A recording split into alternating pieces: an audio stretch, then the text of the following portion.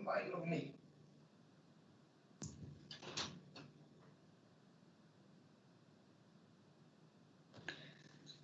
Good morning. I'm Councillor Lucy Hovels, Chair of the Health and Wellbeing Board.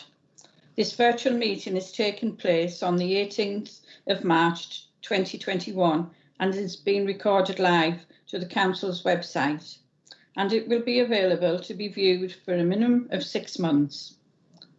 I would like to give a warm welcome to members, officers and members of the public or media who are watching this live feed. I will move straight on to the formal meeting agenda. Item 1 is apologies for absence. Jackie, do we have any apologies, please? We do, Chair. Yes, we've got apologies from Councillor Joy Allen, Julie Gillen, Dr Jonathan Smith, Dr Stuart Finlay, Faisal Jassett, Mike Forster, Steve White, Sue Jakes and Lynn Hall. Thank you. We know those apologies. We move on to item 2, which is the substitute members. Do we have any substitute members, Jackie? We do, Chair. Thank you. We've got Nicola Bailey for the CCCG colleagues, Suzanne Lamb for Mike Forster, Sharon Cadell for Steve White, Marie Forster for Lynn Hall and Michael Houghton for Julie Gillen. Thank you. Thank you. Moves on to item 3, declarations of interest. To seek any declarations before the meeting starts. Haven't been informed of any, but if the agenda moves on and people do find they have an interest, if you could indicate so it can be recorded, please. Moves us on to item 4, minutes of the Health and Wellbeing Board meeting, which was held the 21st of January. Can we agree those minutes, please? Agreed, Chair. Thank you. We mentioned at the last meeting about a letter going off, and we were getting that drafted up. It would be a joint letter. It would be on behalf of myself as the cabinet member for health and chair of the Health and Wellbeing Board, Councillor Gunn for Children's Services and Councillor Angela Surtees, which the letter would be lobbying to the government for action against poverty issues and levelling up across the county, asking the government to consider future funding and implications. We have sent that letter off this morning. It's gone direct to Matt Hancock, Robert Jenrick, Secretary of State of Housing and Local Communities, and Will Quince, who is the MP Parliamentary Under Secretary for the Department of Work and Pensions. And already, I do believe Will Quince has acknowledged that email. I've just picked that up before I came onto the meeting, so I think it's important to share that, and obviously thank Andy Palmer, who has helped in that process. Takes us on to item 5, which is the path of excellence. And we have Cherie Bentham, Programme Manager, Path of Excellence, who will present the report. Cherie. Morning. Hi, I'm Cherie Bentham. I'm Programme Manager for Path to Excellence, based at South Tyneside and Sunderland Foundation Trust. And I just wanted to take this opportunity to provide you with an update on the Phase 2 programme that we have reset following COVID. I don't know how much members know about the Path to Excellence programme, but it started in 2015-16. The initial phase looked at paediatric, stroke and obs and gynae services.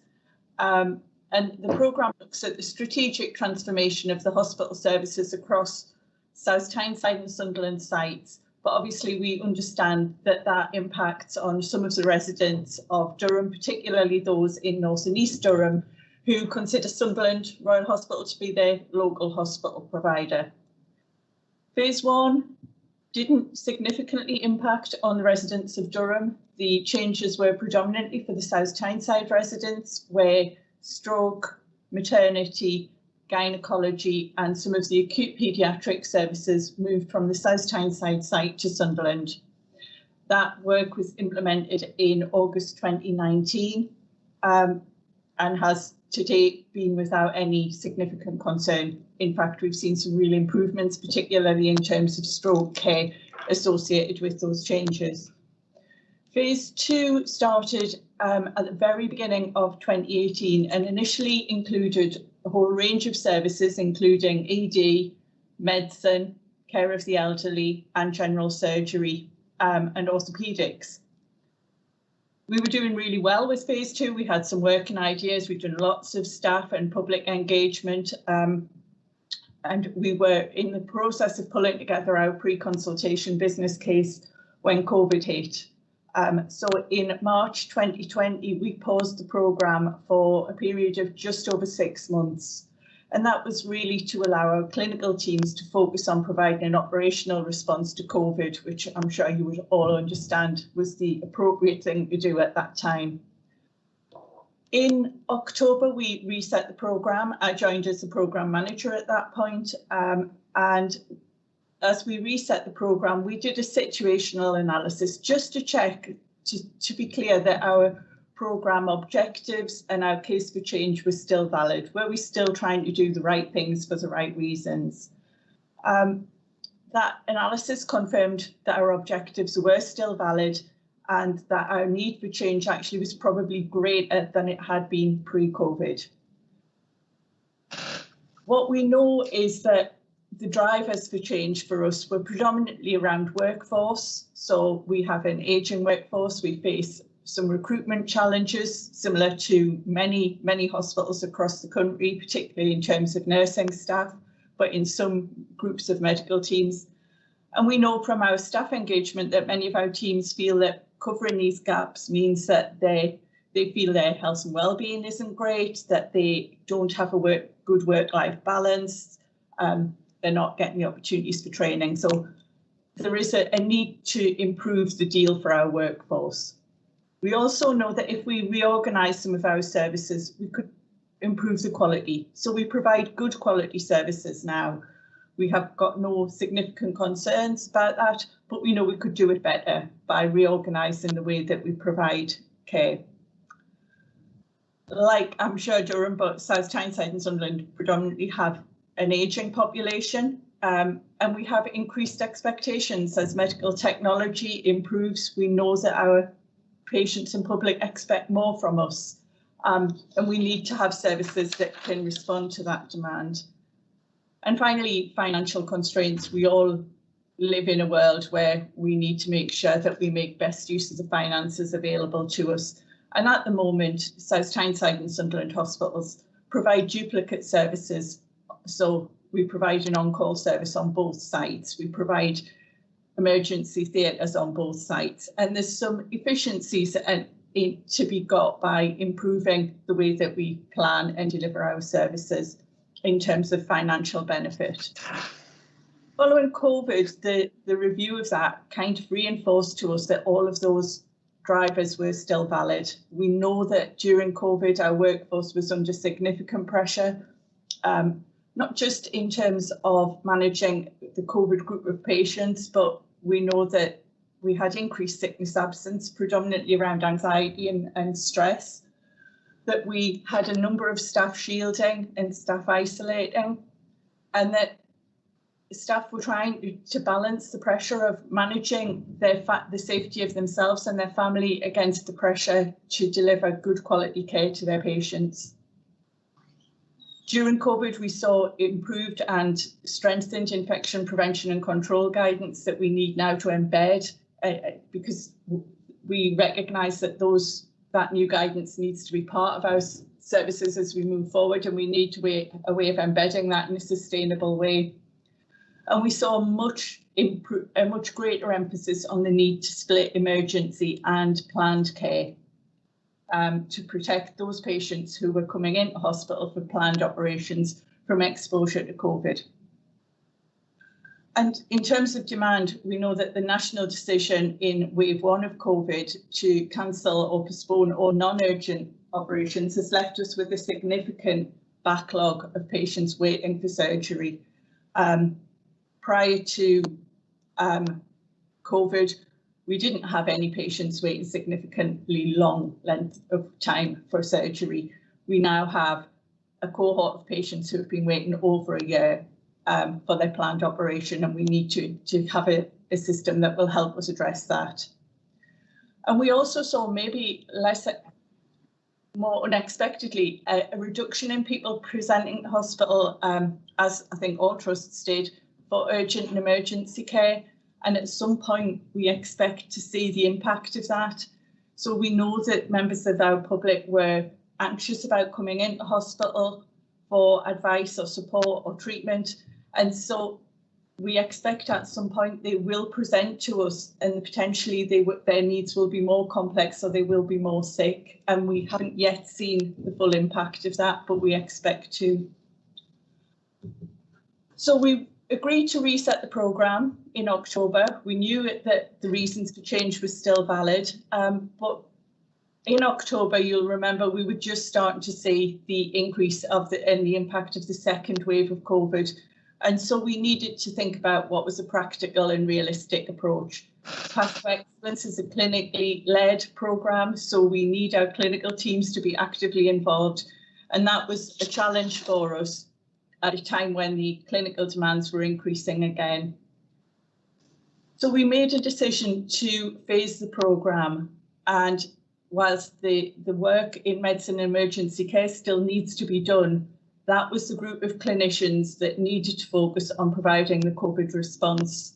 And we need more information on how COVID will impact on medicine and emergency care. And so we've agreed to pursue the surgical changes in general surgery and trauma and orthopaedics in phase 2 as part of the reset process. Just for clarity, that doesn't include some of the other specialist surgical services that are provided on the Sunderland site. So it doesn't include vascular service, ophthalmology, head and neck, or urology. They're all excluded from phase 2. And we've worked with our clinical leaders to get some working ideas. So we looked at a very long list of all of the things that could have been possible, and we've managed to, by applying some hurdle criteria, get that down to some high-level working ideas, which we're now trying to engage with staff and stakeholders on. And in the simplest terms, they involve providing all urgent and emergency planned operations at the Sunderland Royal Hospital. So South Tyneside, whilst it would still have an emergency department, would have no urgent or emergency beds for surgery, and patients would need to be admitted to Sunderland if they were to have surgery, either general surgery or orthopaedic surgery. That would leave South Tyneside Hospital able to focus on providing planned operations only, although it is likely that some planned surgery would still need to take place on the Sunderland site, and we're looking at some opportunities to do some planned surgery at the Durham Treatment Centre as well. Outpatient care and diagnostics would be provided locally as they are now, so we wouldn't expect any change. And similar models of care, so split new planned and emergency care, are in place across the country. There's lots of proven benefits of that. You're less likely to need to cancel surgery, and so therefore less likely to have delays to planned operations. It allows us to provide protected pathways, embedding infection control principles, improving care pathways, using our theatre capacity better, and importantly, improving staff satisfaction and staff training opportunities. The working ideas are being refined now by our clinical teams, and we're considering feedback from staff and stakeholders as we do that. And that's one of the reasons that we wanted to take this opportunity to present to you today, is to get the feedback from you, and I'm speaking to the other health and wellbeing boards in South Tyneside and Sunderland this week as well. So we want your feedback on our working ideas so that we can include them as we move forward and refine our working ideas. We've published an updated draft for change, case for change document, which I believe you have a link to if you haven't got a copy of the full document there. And again, we're asking for feedback on that. As part of our comms and engagement, we've done some press releases, we've got social media, we're doing a number of staff engagement activities. We've been meeting informally with Durham, South Tyneside and Sunderland Health Overview and Scrutiny in a joint informal forum. And then we've got some formal sessions planned as we go through the year with JOSC. We've also got a stakeholder panel that we're working with who help us agree and develop our plans for engagement and consultation. And we've got representatives from Durham Health Watch on that group. We've done some briefing sessions with our hospital trust governors. We've done updates to the CCG governing bodies, and we've done some time in, time out sessions with GPs in South Tyneside predominantly. And we're asking for, there's a link, I think, in your papers to a survey. We're asking you to respond to that if you would, individually, if possible. And that asks for feedback against 6 key questions that we want to inform our ideas. And that's around trying to understand how people feel COVID has impacted on surgical services and what's important in helping us plan surgical services. In terms of next steps, we are in the process, as we refine our ideas, we'll develop a pre-consultation business case, and then we'll have some external assessments. So we'll have a review by the North West Clinical Senate to check our clinical ideas are valid and appropriate. We have just commenced a travel and transport impact analysis. Just last week, we started that work, and that's by an external provider. And then we've got an integrated impact analysis, which is about to commence, which will look at equality, health and health inequalities. And we propose to go to public consultation on our ideas towards the autumn of this year. So as a health and wellbeing board, you're asked to note our update, give us some feedback on our updated case for change document, respond to the survey individually if you're able to, and I'm happy to take any questions. Thanks, Cherie. Very comprehensive report, lots of information in there, and I'm sure the partners will come back to you and feed in. I've got a question just to kick it off with, is how this consultation will be communicated across our County Durham residents. I know you spoke about the Tyneside and the Sunderland there, but as a board, we have to make sure that the voice of County Durham is being heard, and I'm just wondering how you're going to do that communication. Okay, we've done some early pre-COVID work with the residents in North and East Durham, but as we move forward, we'll be working with the stakeholder panel, so the representatives from Health Watch in Durham who sit on that stakeholder panel to help advise us on where we need to go, how we need to engage, and where we do that in Durham so that we get the best opportunities. So we're looking for your help in that through Health Watch predominantly, but we also have links into Durham CCG. Thank you. Nicola, did you want to come in? Nicola Bailey from County Durham CCG, and thanks for that, Kerry. It was really helpful, and we did have Shaz Waheed came to the governing body the other day as well, so that's been useful for me. Just a couple of points, just in terms of community engagement. Then there'd be a couple of things that I would say.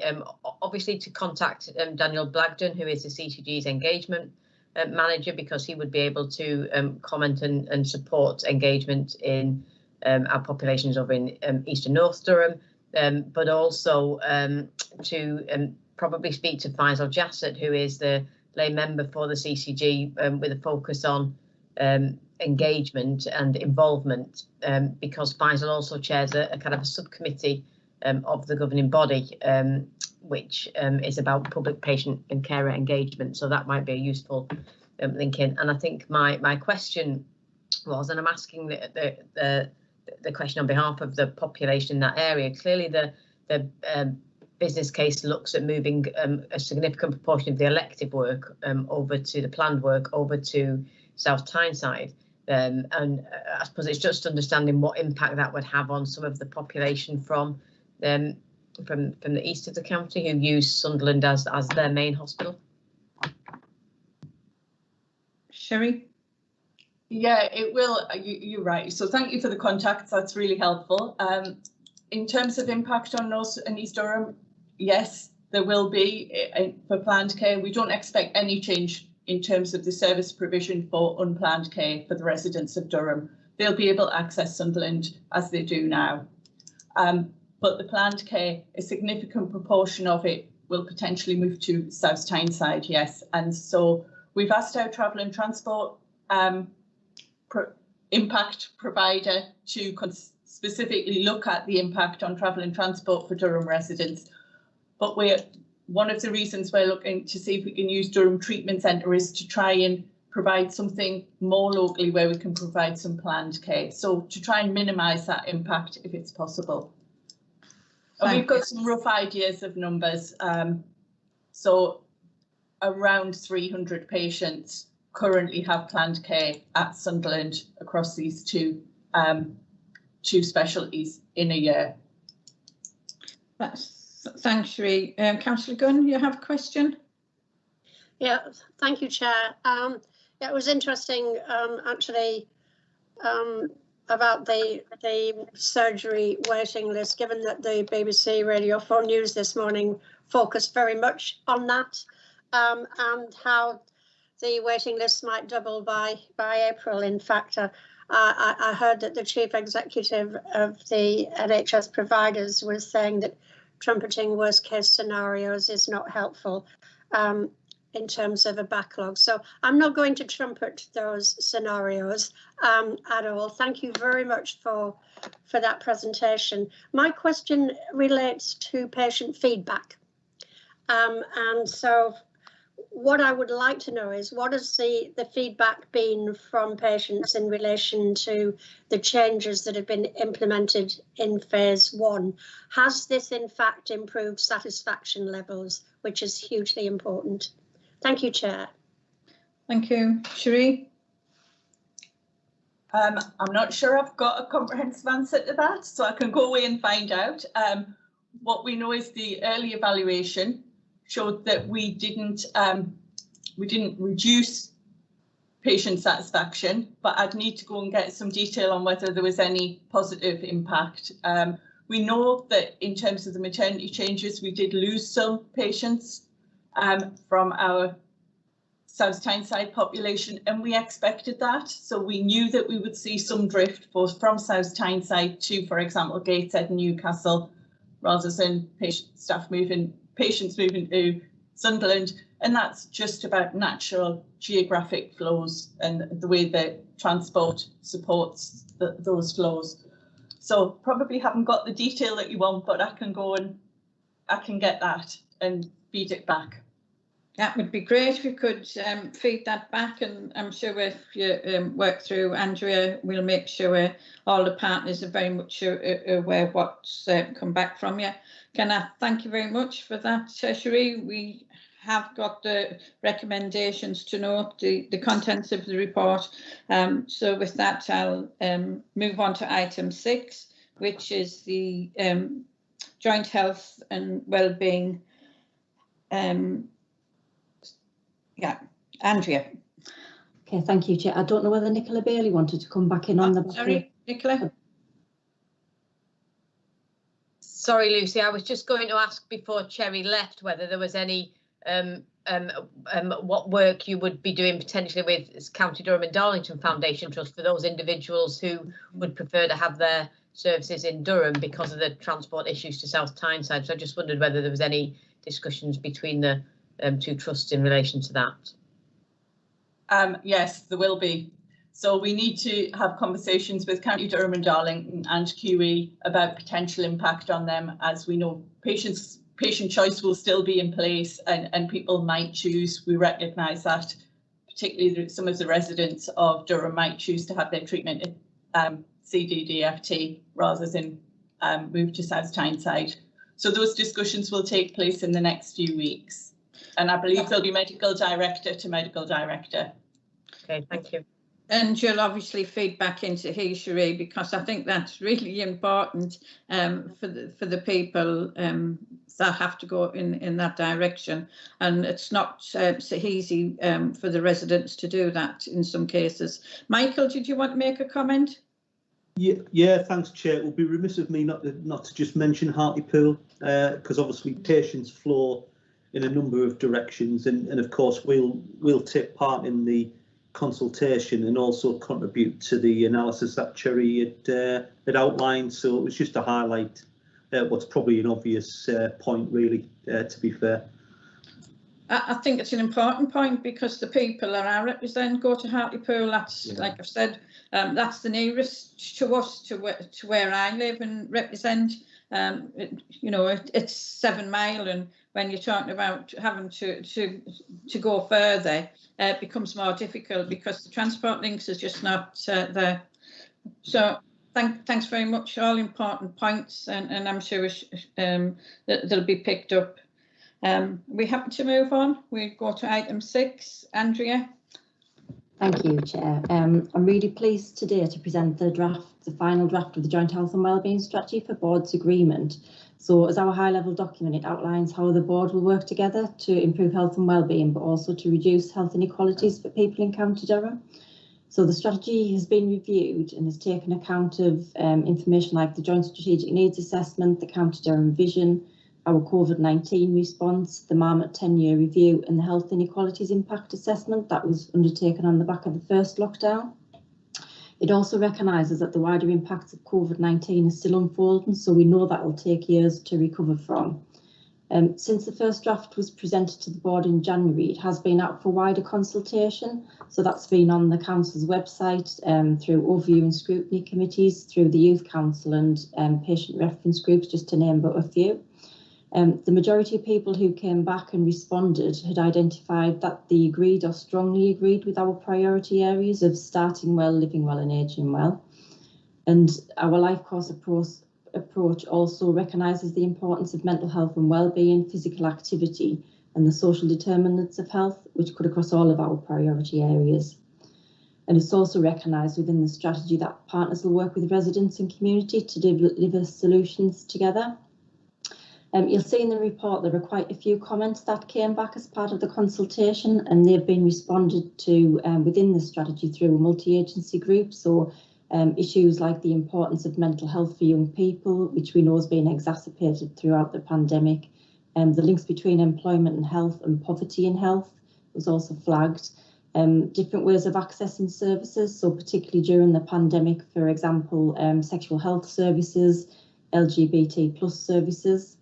Also reduced physical activity during the pandemic and the impact that has on achieving a healthy weight, particularly for young people.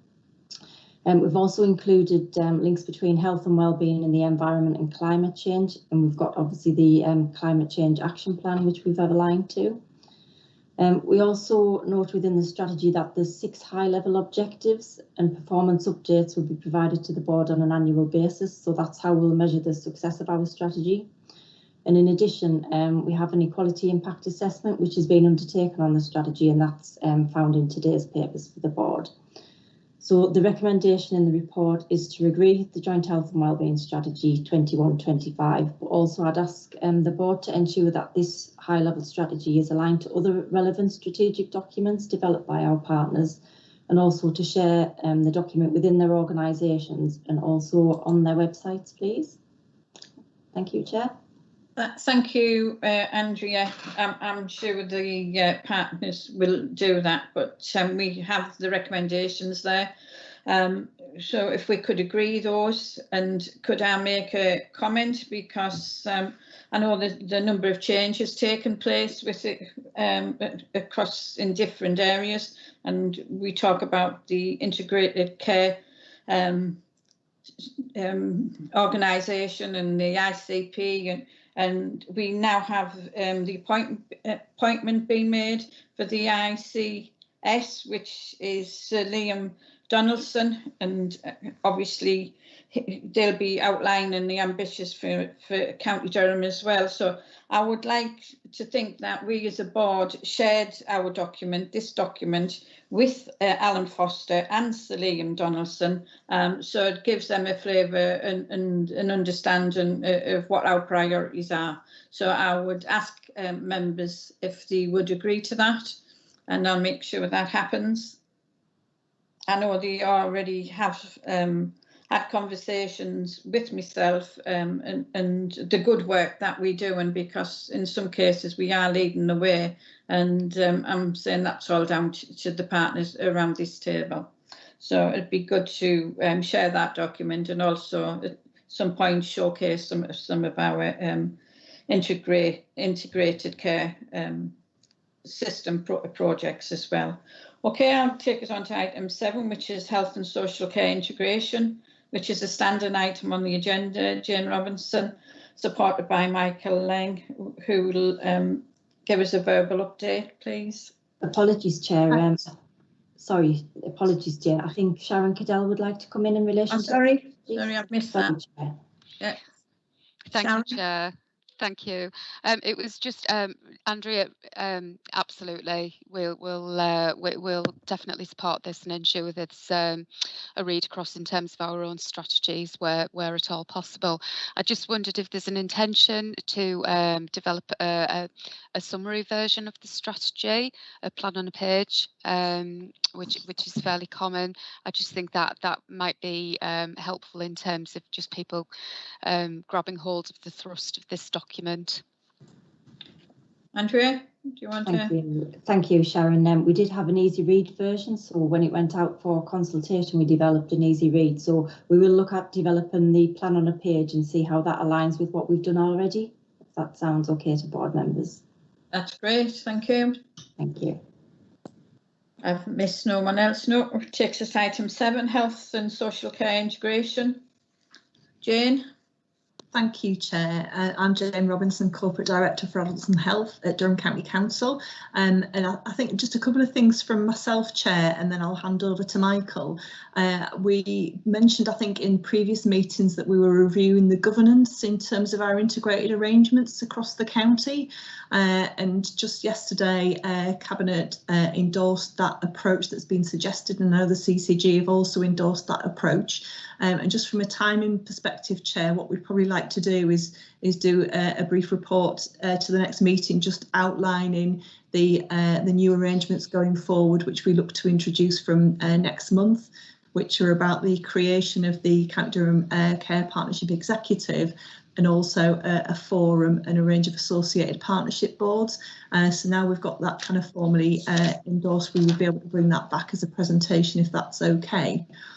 I think the other point, probably before I hand over to Michael, just to touch on, Chair, relates to your comments in relation to the integrated care system. And obviously we've seen the publication of the white paper, and we've invited Alan Foster to come to the next meeting. Hopefully he'll be available to do that, and it would probably be helpful for the board at that point to have a discussion around the white paper, the implications, and I think seeking some assurance and understanding of how the integrated care system will interface with the kind of place arrangements within the county, if that's okay, Chair.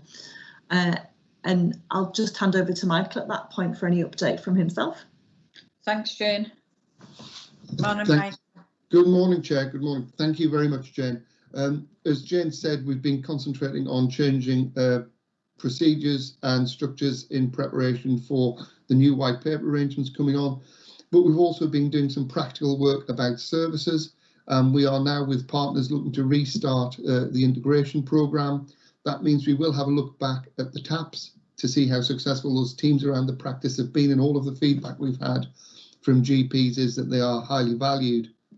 But we've also got some learning from COVID to implement, and therefore, as a partnership, we will be looking at hospital discharge, about the accommodation needs of people being discharged from hospital, about the frailty pathway, and about how we work better on therapies. And also, I think, Chair, there's a real desire to look at how we work together more effectively to stop hospital admissions.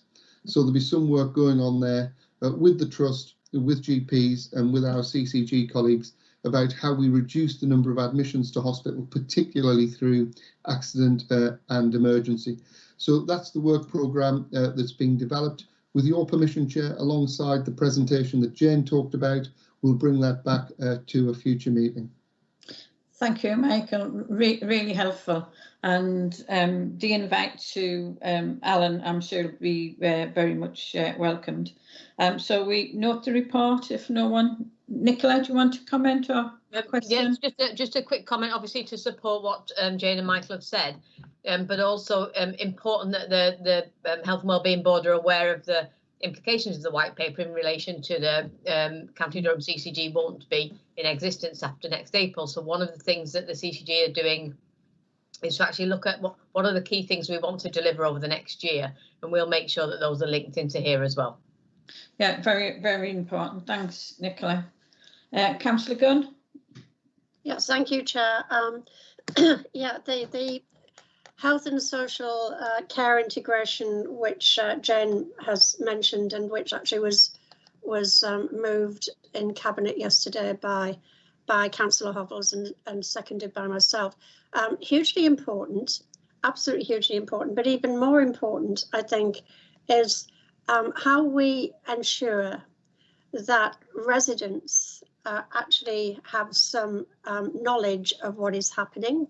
We can sit here around this table, I think, virtual table, albeit a virtual table, but we can sit here as people who are very strongly interested in everything that is going on.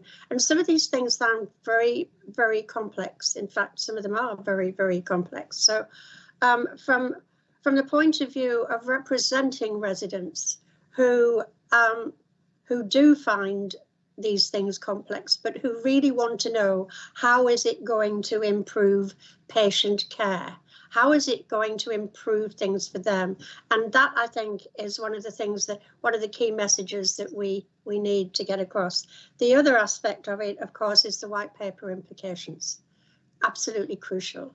And from that point of view, coming forward, I'm very grateful for this presentation from Michael and from Jane, but coming forward on that, we're all going to be very much involved, I know, in how that impacts upon our services throughout the whole of the North East. Thank you, Chair. Thanks, Alwyn. Michael? Thank you, Chair. Councillor Gunn makes a very good point about communications, and we are starting to strengthen our communications plans, and we are going to get more information out to the public. I think the other 2 points are that the new arrangements suggest that there will be a forum which is made up of a wide number of partners, and we would look to those partners to help us to communicate out to their constituencies, be that the voluntary sector or Health Watch or others. And I think the third point is about service user and patient involvement. So one of the reflections over the COVID period is how do we really get service users and patients involved in some of these transformation work streams? Because hearing it firsthand from people who receive services is really important, and it does change your perspective. As one of the council's officers listening to a patient, what they feel about going into their GP practice and how they then get services from the NHS and the council together is really instrumental in making sure that we get it right. And there is a measurable improvement. One of the really impressive things in the Cabinet report, for which I can take no credit whatsoever because it all happened before I joined 6 months ago, were the number of initiatives that have really improved the lives of the residents of the county. And we just kept writing them and we kept gathering them in. And when you sit down and do that, you start to get a feel for what it really means to people who are receiving services. Yeah, so thanks. And I think that obviously Councillor Gunn made the same comments. She said, you know, when you start and look at what's being done and how things have improved, and like the autism and the other service, the impact that's had.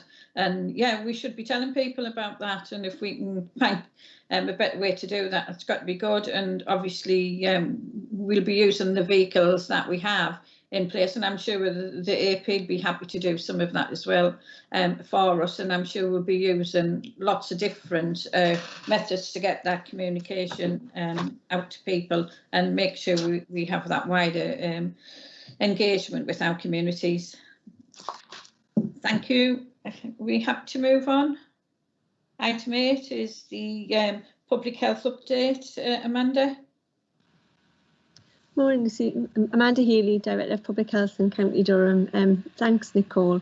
And obviously I'm delighted on behalf of partners, because obviously this is an update on the Joint Health and Wellbeing Strategy that Andrea's just had sign off at the board, and obviously delighted to see the revised strategy taking account of so many different elements of people's health and well-being, and also that there were quite a lot of comments that came back on the draft during COVID, which I think is a real achievement, and that they've been taken into consideration. So I'm just going to run through a few examples of the work that's been taking place that's linked into the Joint Health and Wellbeing Strategy, and obviously we've got partners around the room who are working on these in a lot of detail, who may want to add at the end. Thanks, Nicole. So one of the first areas in terms of starting well, and we know from the original Marmot review, from the 10-year review, that actually starting well is the absolute top priority in terms of ensuring children have that future, and to address inequalities within that. So thanks, Nicole. Just to say, in terms of breastfeeding, I think a positive for us, given it's been such a challenge in relation to breastfeeding. Obviously, we've got Suzanne Lamb from our North 25 service here today, to see that actually we've seen an increase in our breastfeeding rates when compared to 1920. But that our 0 to 25 service is also currently putting into place breastfeeding peer support, and supporting new mothers, who are, continuing to provide specialist support. And obviously I think we've heard a lot during COVID about, pregnancy and obviously the pressures on new mothers in a totally different environment. So it's really pleasing to see those rates start to increase. A really, really important area. Thanks, Nicole. Another area which obviously we've talked about at length at the board previously, and obviously links to some of our wider work on community water fluoridation, which is part of the white paper on health and social care integration, and which we'll be closely following to see what happens next with that. However, I think it's really important to update on some of the other work that's taken place to try and improve children's oral health. And just a couple of things on this slide is that, we've got 53 early years settings that have rolled out toothbrushing schemes, and we've really pushed those, particularly in our areas of deprivation, and have carried out training with those early years settings. And then obviously we've done some work around home environment assessment tools to look at access to toothbrushes and toothpastes. And actually that's probably one of the things of not being in County Hall, because we did used to have, I think, thousands and thousands of toothbrushes and packs ready to go out to our early years, but that's still taking place. And a really high number of practitioners taking oral health, train the trainer to become champions. So a really important area of our work, and good to see that continuing to progress. Thanks, Nicole. So in terms of living and ageing well, a few key areas to highlight with yourselves around the board today. Thanks, Nicole. So obviously an important one in terms of us. Remember, we had our mental health at scale work, which focused predominantly on trying to prevent harm from people taking their own lives. And this has been our Suicide Prevention Alliance plan has worked really hard during the pandemic. It's continued, obviously, in its existing action plan, and that's been refreshed. It's received some dedicated funding from the South Integrated Care Partnership to support our Time to Change Hub, which is our voluntary sector organisation, Stamp It Out, to really think about that grassroots support to stigma and discrimination. And then I think something which will be really helpful for us to inform some of our wider work in relation to poverty, for example, is we're undertaking some work on suicide and debt, so some qualitative research in relation to suicide and debt. And then our Connect 5 Train the Trainer program is being rolled out. That's aimed at non-mental health professionals, so to kind of operate alongside existing mental health clinical provision. So a lot of work taking place in relation to suicide prevention. Thank you, Nicole. And then just, I think, to highlight again, a little bit of work. Obviously, I'll touch on the vaccination programme, on the COVID update, and obviously Michael and other colleagues are more steeped in it than myself, but we have been doing some really, exciting work within County Durham to target our more vulnerable populations and ensure that within the populations that the uptake is as high as possible. Our uptake on vaccine is excellent, and then we've jointly with CCGs and with our council colleagues working directly with the communities identified here, so our Gypsy Roma traveller communities, our homeless population and our prison population. We've had some really, very clearly joint partnership work to ensure those needs are met and that everyone who's eligible can gain access to a vaccination with really good uptake from those populations. Thanks, Nicole. And I guess when we're thinking of mental health, we've talked quite a lot about obviously young people. We've just talked about the Stamp It Out work, but it's really thinking again about our more older population, and there's been a new suite of resources that have been produced to help individuals gain access for adults and children, young people, but we've expanded those now to ensure that that information is relevant for older people. Now, obviously, our community hub, and obviously Karen McCabe is presenting some of the work on the community champions today. Our community hub have offered a huge amount of advice with our voluntary sector to older people who may have been shielding or socially isolated during the pandemic, but these resources will really help to kind of consolidate that, and so that I think that's a really quite a good piece of work that links to our kind of ageing well as part of the strategy.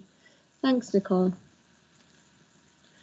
And while domestic abuse kind of formally reports into the Safer Durham Partnership, just felt it was important to flag this work here today. There's been a really comprehensive piece of work carried out in relation to prioritising the budget for domestic abuse and sexual violence, but that has been kind of underpinned by an in-depth health needs assessment in relation to domestic abuse, and that this will help us in terms of identifying our priorities.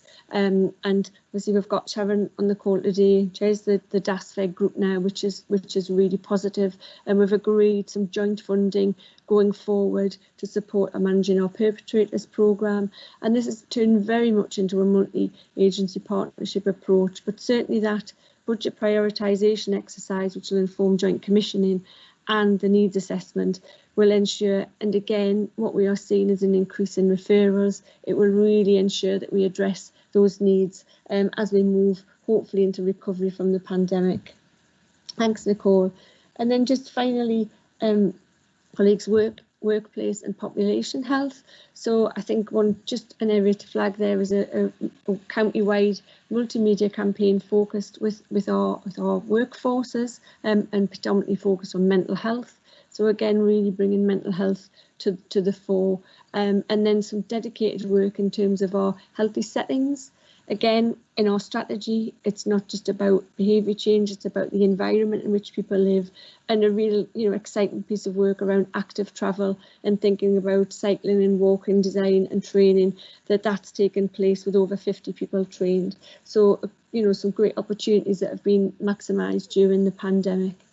So in conclusion, thanks, Nicole, it provides an overview of the work that's taking place, and we will get these updates regularly, and as I said last time, we will draw other partners in, and we'll keep reviewing that as to whether the board wants a more in-depth update on one particular area or a more general update across the life course, as the strategy is set out across the life course. So thank you, Chair, and happy to receive any questions. Thanks, Amanda. Does any member have any question? Can't see nothing in the chat function. Obviously, this will be a standing item on the agenda as well. But again, I think from the presentation just demonstrates how much work's been undertaken, and some of them things that you highlighted was things that's been on my mind quite a bit, because we've started a journey with some things, and obviously with some changes you're sometimes wondering if it'll be lost, but it's not. It's firmly fixed on the agenda, and that's really reassurance, and obviously thank everybody who's involved with that. Sharon? Thank you, Chair. Thanks, Amanda, for that really comprehensive update. Just very briefly to touch on DASVEG and to give you an update hot off the press, so to speak. I think it's worth mentioning, because there's a lot, and rightly so, a lot of national and local attention on the issue of domestic abuse, sexual violence, violence against women and girls.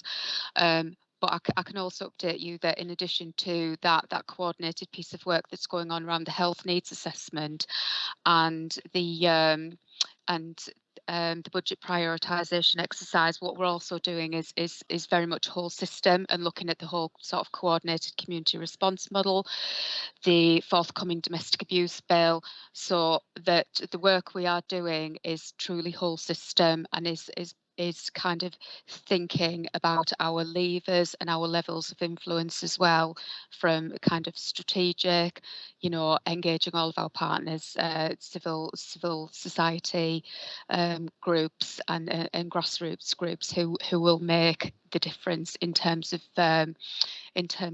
affecting change around violence against women and girls. So thanks, Sharon. Right, we've got the report in front of us, and the recommendation is to note the report and the presentation content. So we're happy to do that, and takes us on to item 9, which is Transformation Care, Learning Disabilities, Commissioning Strategy and Think Autism Strategy. And we've got Tricia Reid and Donna Owens with us this morning. Can I hand over to Tricia, please?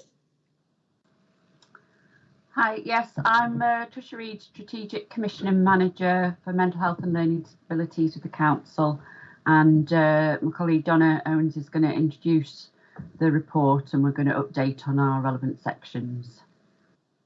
Thank you. Okay, thank you, Chair. So Tricia said that I'm Donna Owens. I'm a Strategic Partnership Manager and Lead for Commissioning for Learning Disabilities and Autism. So the report we've presented for you today is an update around Transforming Care programme, and it follows on from previous reports that have come to board, also linked to the social care and joint health commissioning strategy for learning disabilities and autism, and the Think Autism strategy. So I'll pick up some of the key areas within the report to update you on today, from section 18, which covers our inpatient trajectory from a CCG perspective. We are expected to reduce our over-reliance on specialist inpatient settings and avoidable admissions. So tables 1 and 2 show the inpatient trajectory for the North East and North Cumbria, and Durham's position within that for the expected end-of-year trajectory for 2021 for both CCG inpatients and those patients that are within specialised commissioning settings. Table 3 shows the patients that we have currently that are commissioned by North Durham CCG, and also those patients that are commissioned who are in inpatient settings in specialised inpatient settings, but are County Durham citizens. So you'll see there, in terms of the expectations for our trajectory, we currently stand at 10 patients for CCG, and we have a Q4 trajectory of 6. And similarly for specialised patients, we have 12 with a trajectory of 10. So we're not a million miles away from trajectory, but we are struggling to meet those performance numbers. All of our patients for CCG are within NHS settings.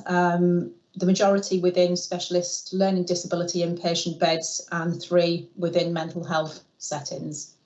And again, there, in terms of specialised commissioning, those 12 inpatients will either be in low, medium or high secure provision. In terms of some of the complexities around the patients that we are planning for discharge, we are working across the system to try and improve some of the pathways, and some further scoping work with regional colleagues to explore alternatives to pathways, and also some of the estate that we have, so we can apply some improvements to clinical and quality of life outcomes, particularly for patients that, subject to restriction, have been in inpatient settings for quite some time. And I'll just hand you over to Tricia regarding some of our community developments. Thank you, Donna. Thank you, Chair.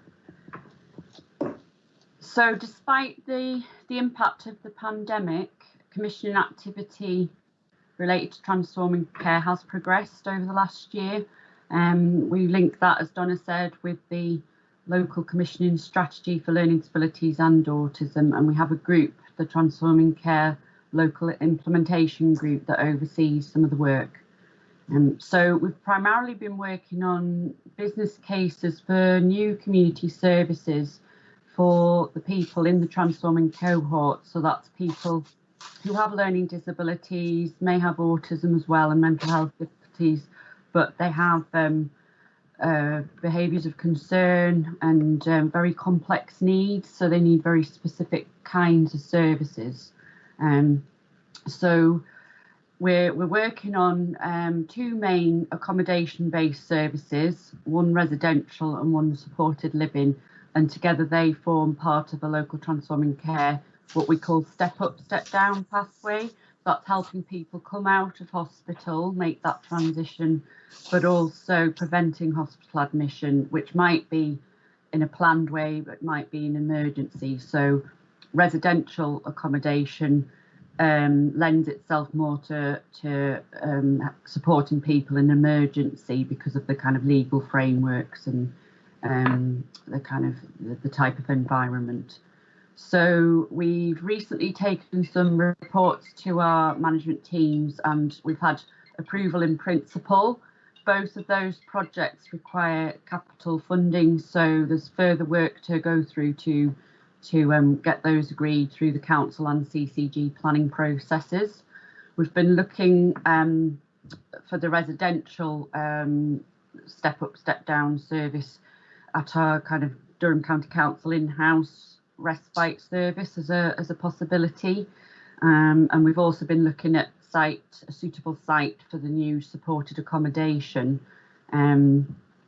So additional work's being done with that, and obviously we'll go to full consultation engagement with all key stakeholders, including members at an appropriate time, and communities as well.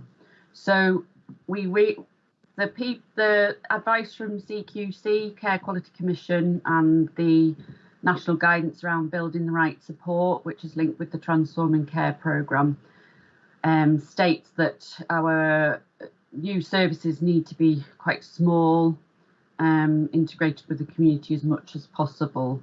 But obviously for the people with the most complex needs, we have to think carefully about location as well. So we're looking at really schemes that have beds for about 6 people maximum, self-contained, very robust buildings, and a staff obviously close on site, but trying to kind of design the buildings and use of technology to minimise behaviours which challenge and to kind of maximise the staffing levels. So that's what we're working on at the moment. And through the dynamic support register, which has a list of all the people that are currently in hospital or at risk of being in hospital, we track the progress of those people, and we're trying to develop commissioning plans for them and any future service users that need this type of provision. So we're talking about developments over the next year to 2 years, possibly longer. So that work is ongoing. We're developing those commissioning plans. We've got the help of a Transforming Care Transitions Officer within our commissioning team, who's a conduit between the hospital, the community staff and commissioning. So that's really helpful. We're also reviewing specialist residential care, so that's residential nursing care for people with learning disabilities and mental health issues.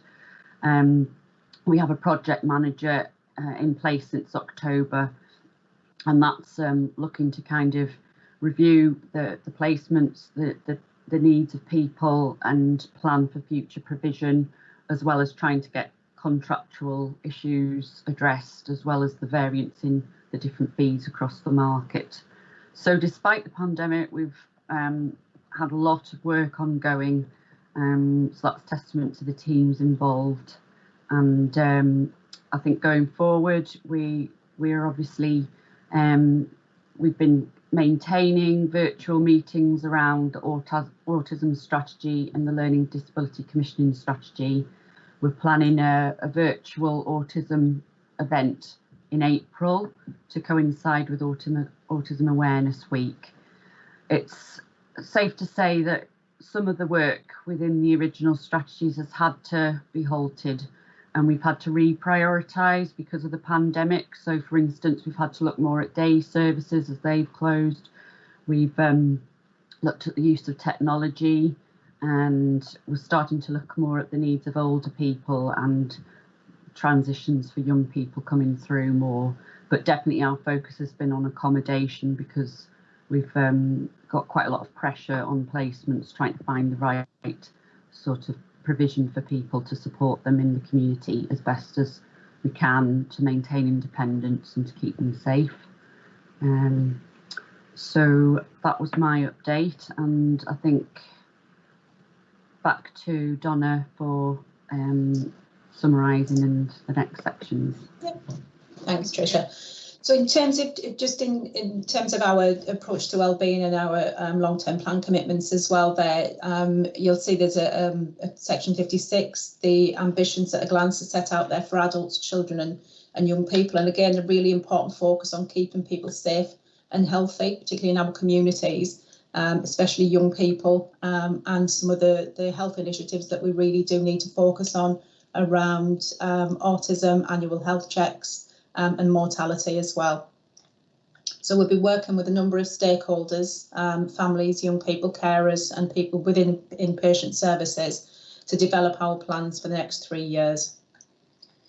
Paragraph 61 is also for information, just sets out some of the recent changes to the assurance processes, and in line, as I've mentioned earlier, in terms of keeping people safe and well. This is a new responsibility for overseeing the monitoring of quality of care within eligible inpatient services across Durham for the CCJ. So there are two aspects to this new piece of guidance. One is in relation to having host commissioner responsibility for any specialist inpatient services that may have admit a person with a learning disability or autism. The other is in relation to carrying out 8 weekly checks on individuals that are in inpatient services. So this is on top of any care management, care coordination or care and treatment review. And you'll see there, whilst there are 3 inpatient hospitals that come within the scope of this new guidance for us in Durham, there is only one that is a designated learning disability site, which is the Tees Weir Valley Lanchester Road Hospital. However, the other 2 sites may fall into scope if they admit a person with a learning disability. And again, this may not be people that are from Durham, so it may include people if they're admitted from out of the local area. So oversight visits, as I've mentioned earlier, will be for every 8 weeks for an adult and every 6 weeks for a child. And this is to spend some time with that person, get to understand the issues and experiences from the person's perspective, but also have some of those discussions with family and carers as well. So just to sum up, really, I think some of the things that Tricia's mentioned there and some of our inpatient provision as well, we have been hit by COVID in terms of being able to move people on into the community. However, we've seen some real significant positive responses in the community and in our inpatient settings, with providers and community teams really stepping up to keep residents and tenants safe during COVID. And they have prevented a number of admissions, keeping people connected and they're less isolated. So we are likely to continue with some of these challenges into the next financial year on the back of COVID. However, I think the development of the 2 large residential and supported living sites that will be coming online soon will go some way to address some of the bigger issues that we've got to enable people to transfer from an institutional setting out into the community. Thank you, Chair. Thank you, Donna, and thank you, Trish. Very comprehensive report. And the Autism Awareness Week, I would hope that all partners around the virtual table would partake and get involved in that. That would be really, really good. And the other question, so that would be a comment, but the other one is about how do people with learning disabilities and autism adapt to using technology as part of the service provision, and to what level face-to-face contacts being maintained is the question that people keep asking. So I'm asking, Tricia, do you want to respond? Yes, Chair, I can answer that one. So feedback from our operational teams is that service users have been supported by carers mainly to use technology to maintain contact with families and professions. That's carers it could be in supported living or residential care. There are lots of examples where providers such as daycare are offering Zoom and Teams calls to engage in social activities with different providers and their peers. Integrated teams are continuing to contact families and service users and are also using Zoom and Teams and other sort of social media for assessments where they're not available. Reviews and general contact's been maintained through that. And I think the teams have been encouraged by the majority of providers and carers who have facilitated the use of technology and how quickly service users have adapted. And throughout the pandemic, the integrated teams have made face-to-face contact with service users where circumstances require that. So that sounds positive. Chair. Positive, absolutely. Thank you, Tricia. Councillor Gunn. Thank you, Chair. Yeah, thank you very much for that. I mean, there's a huge amount of work been going on, and I appreciate the fact that it's been extremely difficult times. And just the last thing that you responded to in terms of Councillor Hovell's questions around the technology aspect, I think that has been quite amazing how the contact has still remained. It's obviously not always the best thing to be using in terms of contact, but it's certainly been the one that we've had to use. And I think that that you've stepped up to the mark and actually done the best possible for people with learning disabilities and autism. The one thing that I just wanted to ask, because the Autism Awareness Week, and I know that you mentioned being involved with virtual stakeholders and young people, and I'm not sure that you are involving the Durham County Youth Council, but the Durham County Youth Council is, I think, a good way of, for two reasons. It's raising awareness with the Youth Council. It's made up of 2 young people from every secondary school in the county who are elected by their peers. And there's a tremendous amount of work going on there. But if we don't have the Youth Council embedded in the work that we're actually doing, then I think we're missing a trick here. So I really do encourage you to contact I can give you all the details of the contacts in terms of that, but it raises the awareness with our young people, and it also makes very clear that our young people who have disabilities and autism are priorities for us as well. Thank you, Chair. Thank you, Councillor Gunn, and I'm sure that'll be picked up by the officers. Nicola, did you want to come in? Yep.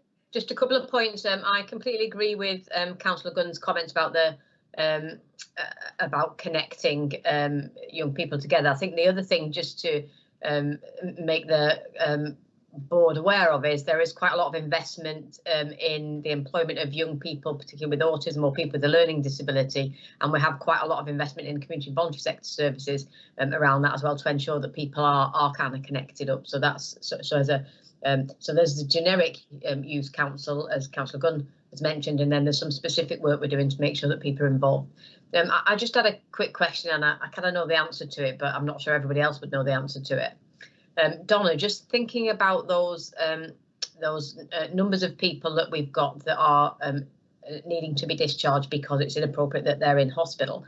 In terms of the plans that we've got going forward, how confident are we that we will be able to get back on track, both in relation to people that are in those specialised commissioning beds, so the forensic beds, and also people that need to move out into generic accommodation? So kind of, sense of kind of confidence around those. I think the difficulty we've got is obviously we've got a number of people that are within specialised commissioning services that are subject to restriction, and we need to do something very different for those people to enable them to move on. We do need to develop more around our infrastructure, our provider market, to be able to respond to some of the challenges that they are being faced with.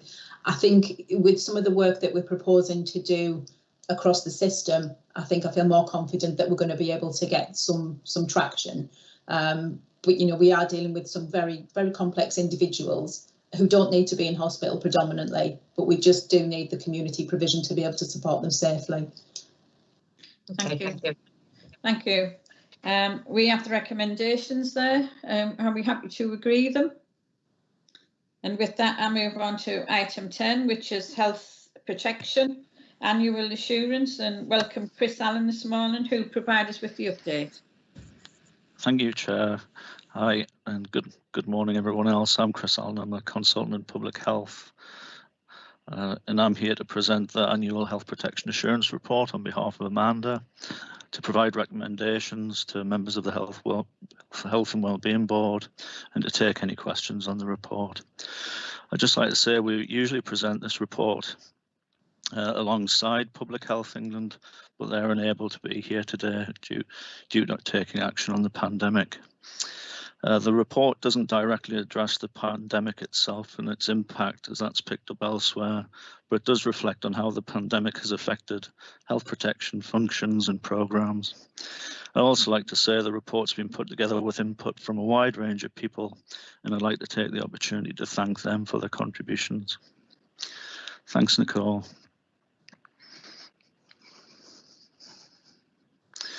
So the purpose of the annual report is to provide assurance to the Health and Wellbeing Board on the whole range of activity aimed at protecting the health of the local population, from screening immunisations to infectious diseases, regulatory interventions such as licensing, to emergency planning and response. And as well as this, it's important to have good enough data to demonstrate how the health of the local community is being protected. Thanks, Nicole.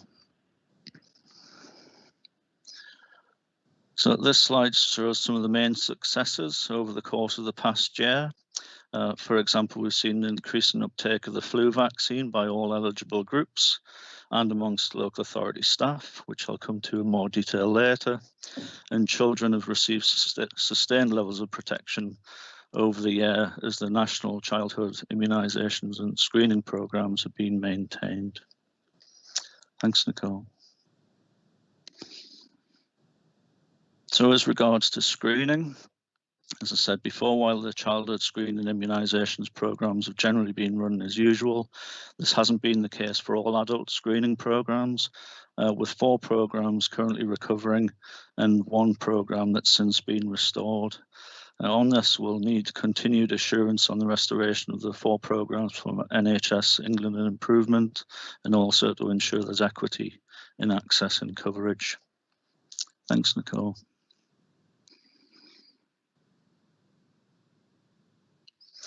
So as I said before, the routine childhood immunisation programme has not been affected by the pandemic, and vaccinations delivered in schools, such as human papillomavirus, have recovered.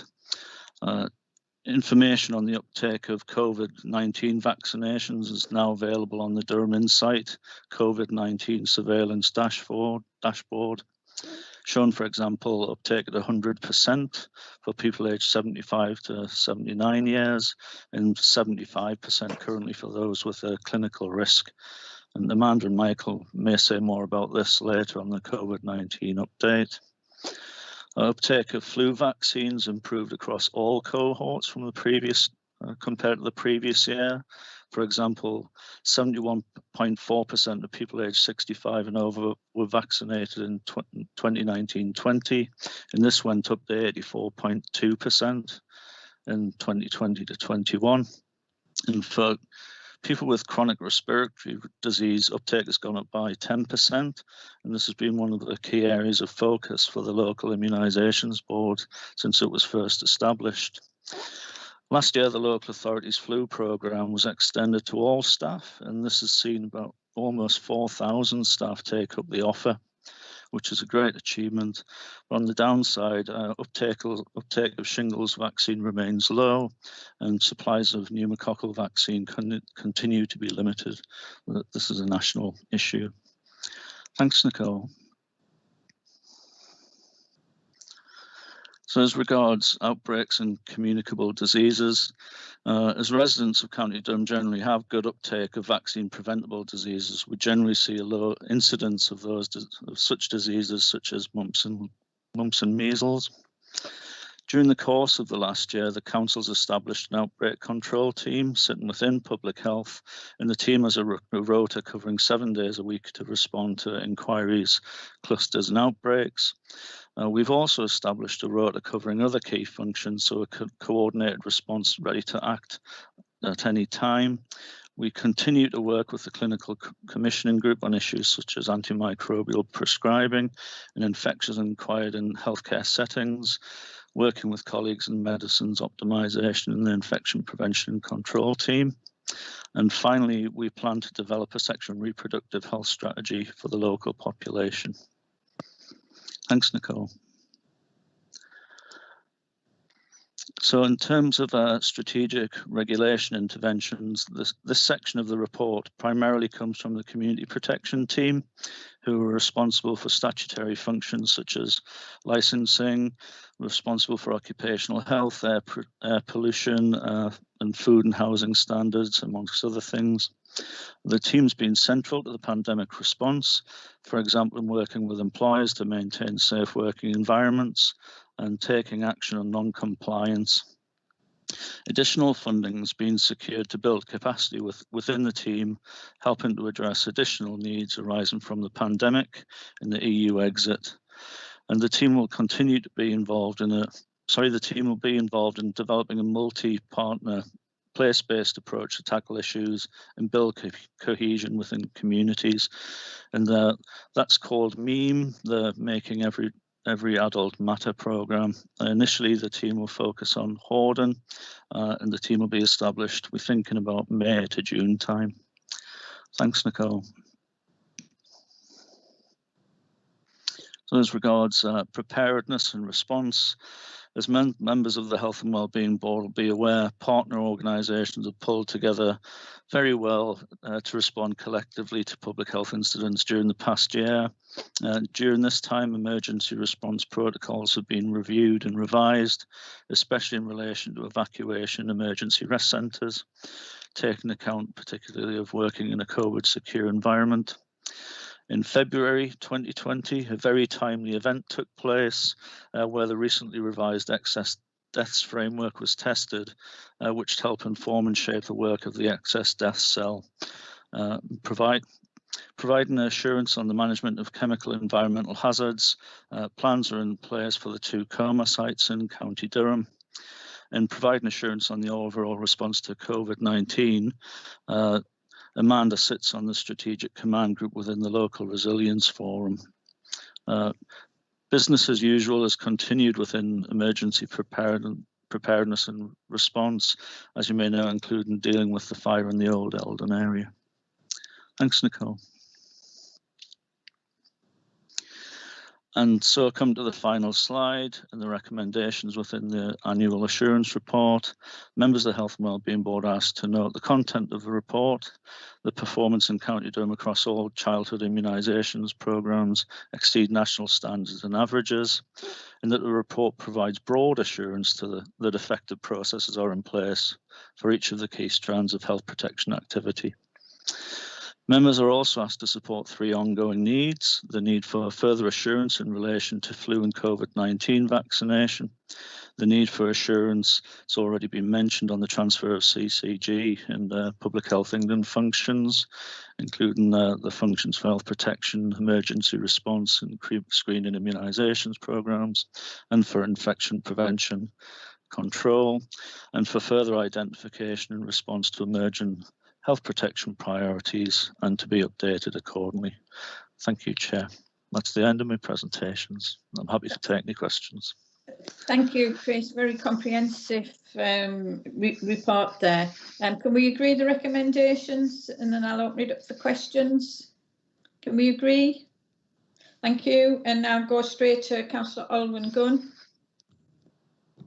Thank you, Chair, and thank you, Chris, for that. It is, as the Chair has said, very comprehensive.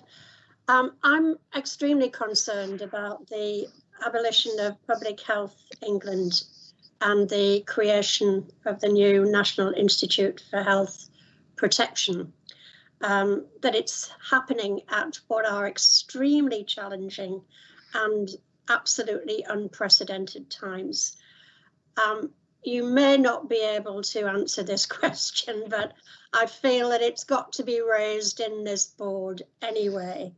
And for me, it's about what are the potential impacts on health protection across the county because of these changes.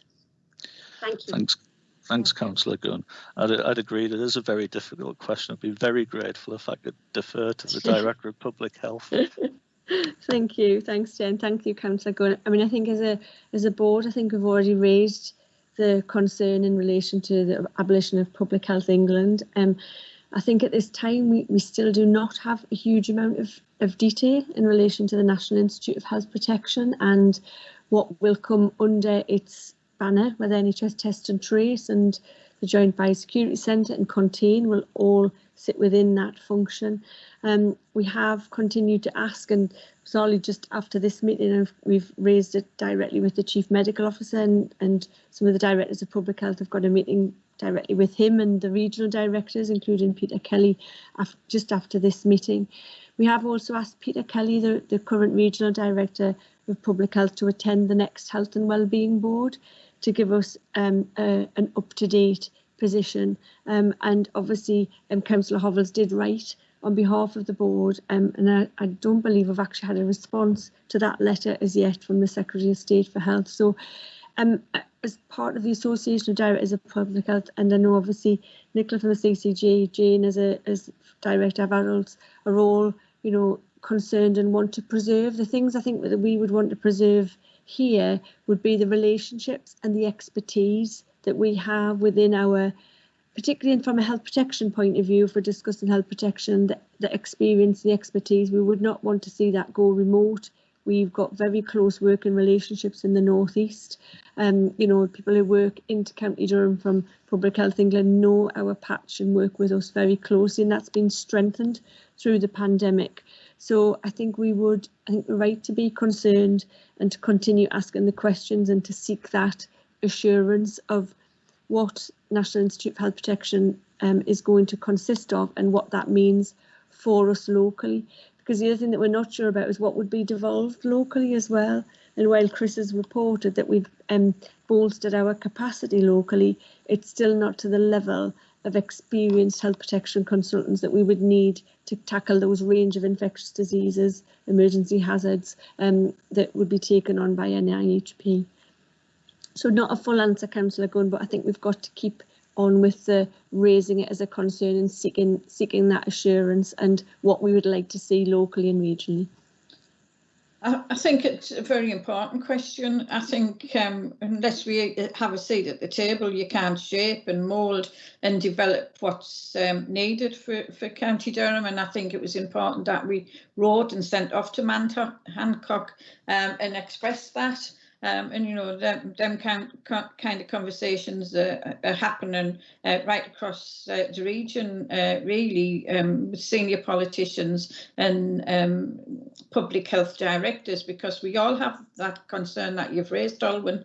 And the last letter I wrote to Matt Hancock took him 5 months to respond, and that really isn't good enough. That's a long time, because obviously the way it's being done is not very good. The fact it's being done in the middle of the pandemic is not very good, and we have no direction of what's going to take place for the future. And again, it's not good enough. And I think you're absolutely right to raise it, and I think we have to continue to raise it wherever we can, in whichever forums we're in.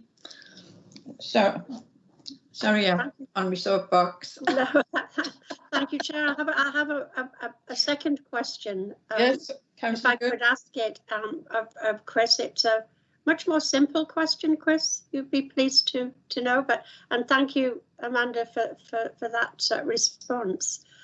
This question is, what assurances can be given to the board around the restarting of screening programmes, which are very important? Thank you. Thanks, Councillor Gunn. We continue to have regular meetings and receive regular assurance reports from NHS England and improvement on screening programmes. And we've had assurance, for example, that the breast screening programme ought to have recovered by the end of this year. Further, NHS England's planned a workshop on inequalities as regards the cancer screening programmes, and this will include stakeholders from the local authority in the clinical commissioning group. So this should provide further assurance on the restoration of the programme. I think it still indicates that we need to seek continued assurance from NHS England on the restoration of all of the programmes. Thank you. Can I ask a question, Chris, around obviously the impact of the lockdowns has had on the air quality over the past year? You know, we've had reports in the past around the air quality, and I know that's something that's been come forward from public health. So what do we know about that, and what kind of impacts that had? Thank you, Chair. I think it's fair to say that during the course of the pandemic, we probably all felt a change in the environment and perhaps a closer relationship with nature, as we've benefited from less traffic on the roads. In terms of the data on this, a briefing paper from environmental protection and transport teams has showed that in the northeast region, the concentration of nitrogen dioxide in the air has reduced on average by over a quarter. 27% since the lockdown on the 23rd of March, and a similar level of reduction has been seen in Durham City as well. So it's been positive. Good, that's really good, thank you. Does anyone else have any questions for Chris? If not, can I thank Chris for presenting the information this morning, and I'll move the agenda on to item 11, which is primary care strategy, and welcome Joseph Chanley, who presents the update for us. Thank you, Chair. I'd like to say it's nice to be back at Health and Wellbeing Board. Thank you for giving me this opportunity today to present the report. It doesn't require a presentation because the report and the attached strategy is self-explanatory. But I'll just take us through the report. It does run over 2 years, and I do note that nearly 1 year of that 2-year strategy is up. And the intention was the timelines were different originally where we started drafting this report, and it would have come to Health and Wellbeing Board in the spring and summer of 2020. But the nature of COVID and the start and the stop on several occasions has meant our engagement into developing the primary care strategy has been over a longer protracted period, but nonetheless has been very invaluable to us. And the precursor to developing this primary care strategy started with the Overview and Scrutiny Task Force in Primary Care that was chaired by Stephen, with a number of councillors, including a few who are in this committee today, who participated on a 6-month task group with the CCG to look at some of the challenges that we're facing primary care, and a lot of the recommendations from that report were built into this draft strategy. Stakeholder engagement also included working with GP practices, GP practice focus groups, professional groups, our patient and public reference groups, and our PPE committee, our local medical committee, and we've had extensive feedback from both Health Watch and yourself, Chair, in written form at draft stages. And what's particular about this report and strategy that we present today is we've deliberately highlighted in red all the feedback that has both come from Health Watch and Health and Wellbeing Board. We've highlighted it in the report so you can actually see what the feedback from this committee, in what way it has influenced the strategy. So of course the final strategy that will be published will be in one colour. It's come into two colours for that reason, so you can actually see where your points have been considered and incorporated. So I want to thank the Chair and the committee for that very helpful feedback up to this point. The front cover of this strategy acknowledges the sacrifice and risks taken by all the primary care staff, particularly BAME professionals, and their dedication. This is a dedication to Dr. Purnima Nair, a GP from Bishop Auckland who sadly lost her life to COVID at the beginning of the pandemic. The white paper has given us a clear route signalling the end of the clinical commissioning groups. So you may ask why we would bring out a strategy at this phase in the CCG's life cycle. But this document provides a clear legacy or handover document that allows us to complete our work, continue our investment, and set out our approach, locking in our investment before the CCG departs, so that we can secure our investment in place. Since 2014, this is the third primary care strategy now that we've been fortunate enough as a commissioner to put in place. The investment that has occurred is already outlined in this draft strategy, and we propose that in May, when the allocations given by NHS England are clear for 2022, that we'll update this strategy to include the investment that will sit alongside the strategy for our final year of operation. The aim of the strategy is for continued sustainability, personalised and proactive care, developing services closer to home, and we have in place a liaise scheme, which is an incentive scheme that puts additional investment over and above the core funding from NHS England. And this is to further support the development of primary care networks, integrating our system for our County Durham population, and to ahead of proposals, embed our investment into place-based arrangements. Over the 7 years, the CCG has overseen a transformation via this kind of investment scheme. And when I took up role in 2014, very much the picture of general practice was very different, with GPs leading standalone practices to now it being a very different landscape with a family of independent GP practices connected via teams around patients, federations and primary care networks, with now a significant plurality of healthcare professionals working alongside them, providing access to our patients. I remember coming to many overview and scrutinies and health and wellbeing boards in the early days, where the picture was so different, and we had a very fragile, under-doctored and under-invested primary care that was providing significant challenges to our patients and constituents. And I'm pleased to say that with the introduction of this third strategy, we're now looking at a very well-doctored primary care with greater skills mix of health professionals, more investment, more services, and a more robust general practice. The strategy is centred around 4 strategic themes, and they build on the national as well as local ambitions to support joined-up care. Our priorities is how we intend to deliver with self-care, and you'll notice that digital is now playing a bigger part in how care is delivered across our system, especially how patients access general practice.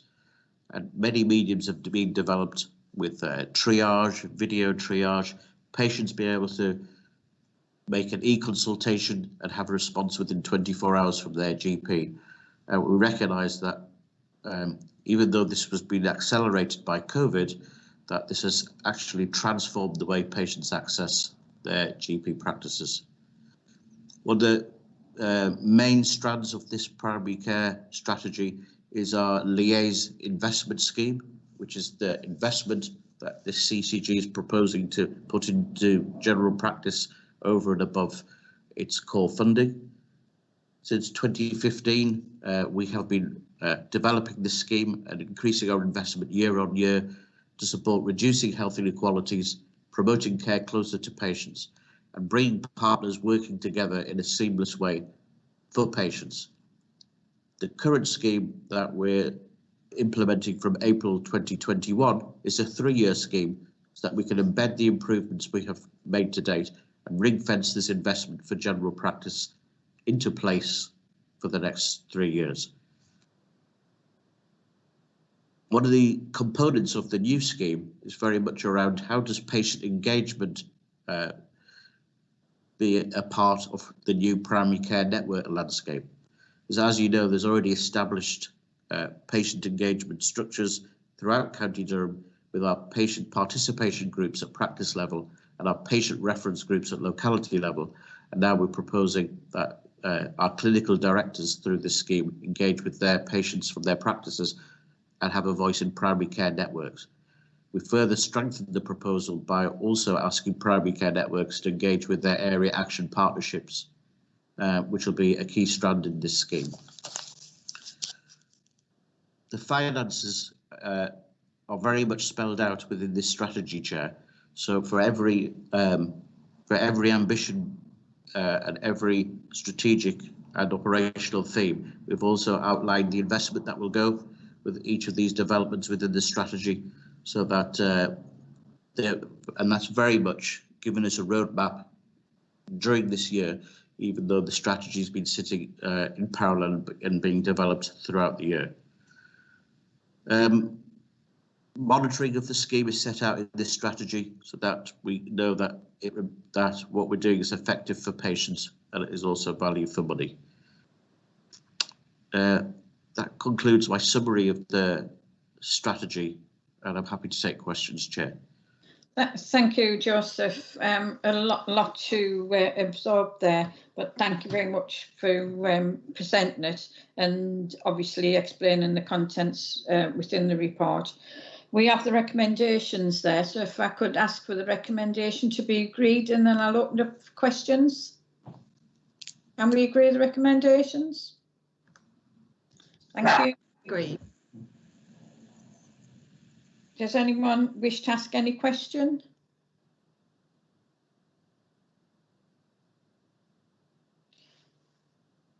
Okay, takes us on. There's a question just I mentioned earlier around the ICS and obviously all those kind of changes. I suppose my question is, how can we assure that primary care sustainability and investment won't be affected in County Durham when the ICS becomes a statutory organisation? Yes, I think I'll ask Nicola to respond to that, please. Nicola? Sorry, I'm trying to switch me mute off. I think my personal perspective will be that primary care will be managed in 2 different ways. I think the national core contract, which is set nationally and is kind of delegated to CCGs, but in reality, we don't really do an awful lot about it because it's a nationally mandated contract. I think that will be done at a level outside of Durham, and I think that makes sense. I think primary care development and the influence and leadership of primary care network directors will absolutely, I think, be place-based. And I think everybody talks about that being place-based, and that because that, primary care networks, primary care are actually wedded to their communities. So all of the work that everybody's doing right across the region is based on the premise that primary care development and integration will happen locally, but potentially the work on the national contract, not the age scheme that Joseph mentioned, but the national contract that all GPs have, which is nationally mandated, nationally negotiated, will be done at a different level. And I think from our perspective that we would feel comfortable with that in Durham. Am I right, Joseph? Yeah. Thank you. Thanks for that. It moves us on to item 12, which is the community champions, and welcome Karen McCabe. And Amanda, I think, is going to present the report, but can I say a very special welcome to the community champions who have joined us this morning. Thanks, Chair. I'll hand straight over to Karen. I mean, I'm just delighted to have obviously the community champions here today, and Karen has really led on this programme, so I'll hand over to Karen. Thank you. Thanks, Amanda.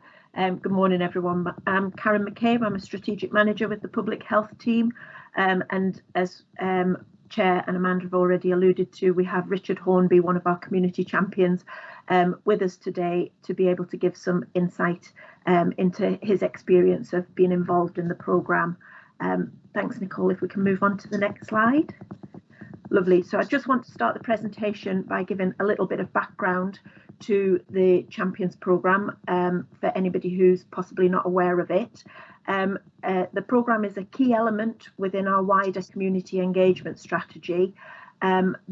Key aims within the programme are to ensure consistent and correct information has the greatest reach across our communities, especially to people who are not easily engaged or those who may have become dulled to some of the information that is out there.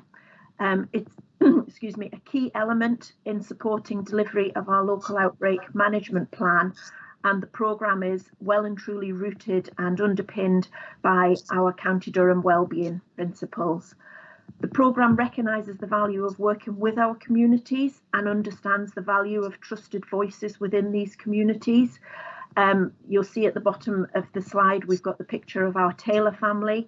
I think it's important to flag, if we think about people, we understand that people share information and trust different networks and different people. So it is very important that we have as great a reach and as great a diversity across our Champions programme as possible. The programme is about a two-way flow of information. It's information to our communities and information from our communities that can help us shape the way that we move going forward. And we're very interested to hear from our communities about what is good, what could be better, and what we actually probably don't need to know about that we could do with knowing about. Thanks, Nicole. Next slide. Lovely. So the programme was launched officially last November here at Health and Wellbeing Board. Prior to that, we had undertaken a soft launch, and we had approached people who expressed an interest in being a volunteer at the outset of the pandemic, and we had also launched the programme across the AAP autumn events. A big part of this was to get the reach of the programme out to all corners of our county. When we launched on at November Health and Wellbeing Board, we had 29 people signed up as being champions, and we'd asked them all to hold off, and we did a mass media social post at that point in time, along with some comms and radio interviews that went out there at the same time to raise awareness of the programme. Since our launch in November, we have gained our numbers. We've had 95 people this far involved in the programme. We currently have 85 active champions or champions plus on the programme. That is 48 champions and 37 champions plus. Our champions pledge to agree to share information via networks. Our Champions Plus is much more of a traditional volunteering role, and they pledge to be a little bit more active in communities. To give you a little bit of flavour of people who are involved, we've got people from many walks of life. We've got parents, we've got people in workplaces, we've got people who are retired, we have people who are housing officers, we have 5 elected members have signed up to be champions, a number of parish councillors, we've got NHS colleagues, social prescribing link workers, people who are supporting people experiencing domestic violence, and people who are linked to our voluntary and community sector.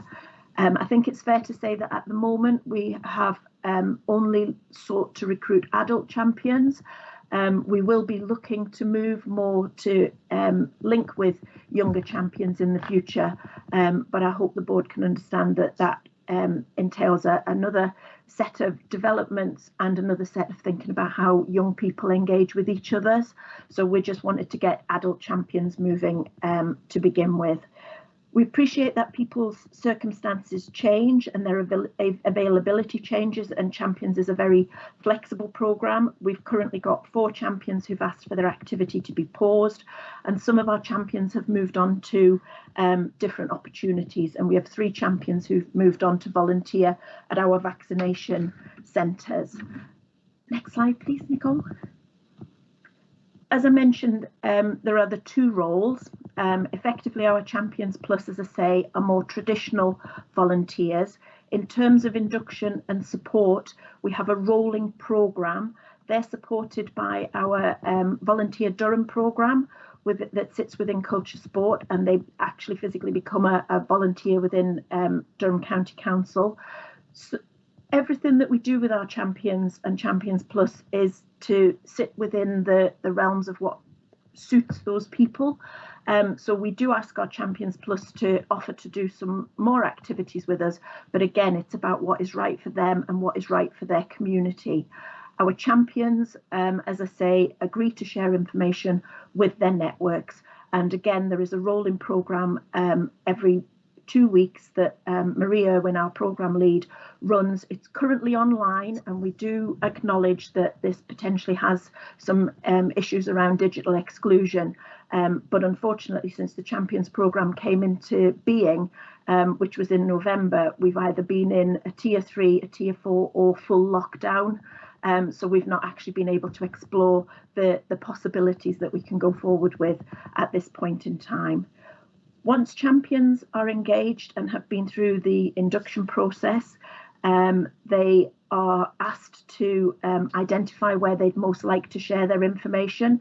And we have 3 locality teams, a north, south and an east locality team. Those groups meet regularly for, we call them coffee meetings. They're supposed to be less formal than a standard meeting. It's about information sharing and about what's relevant to those different locality patches.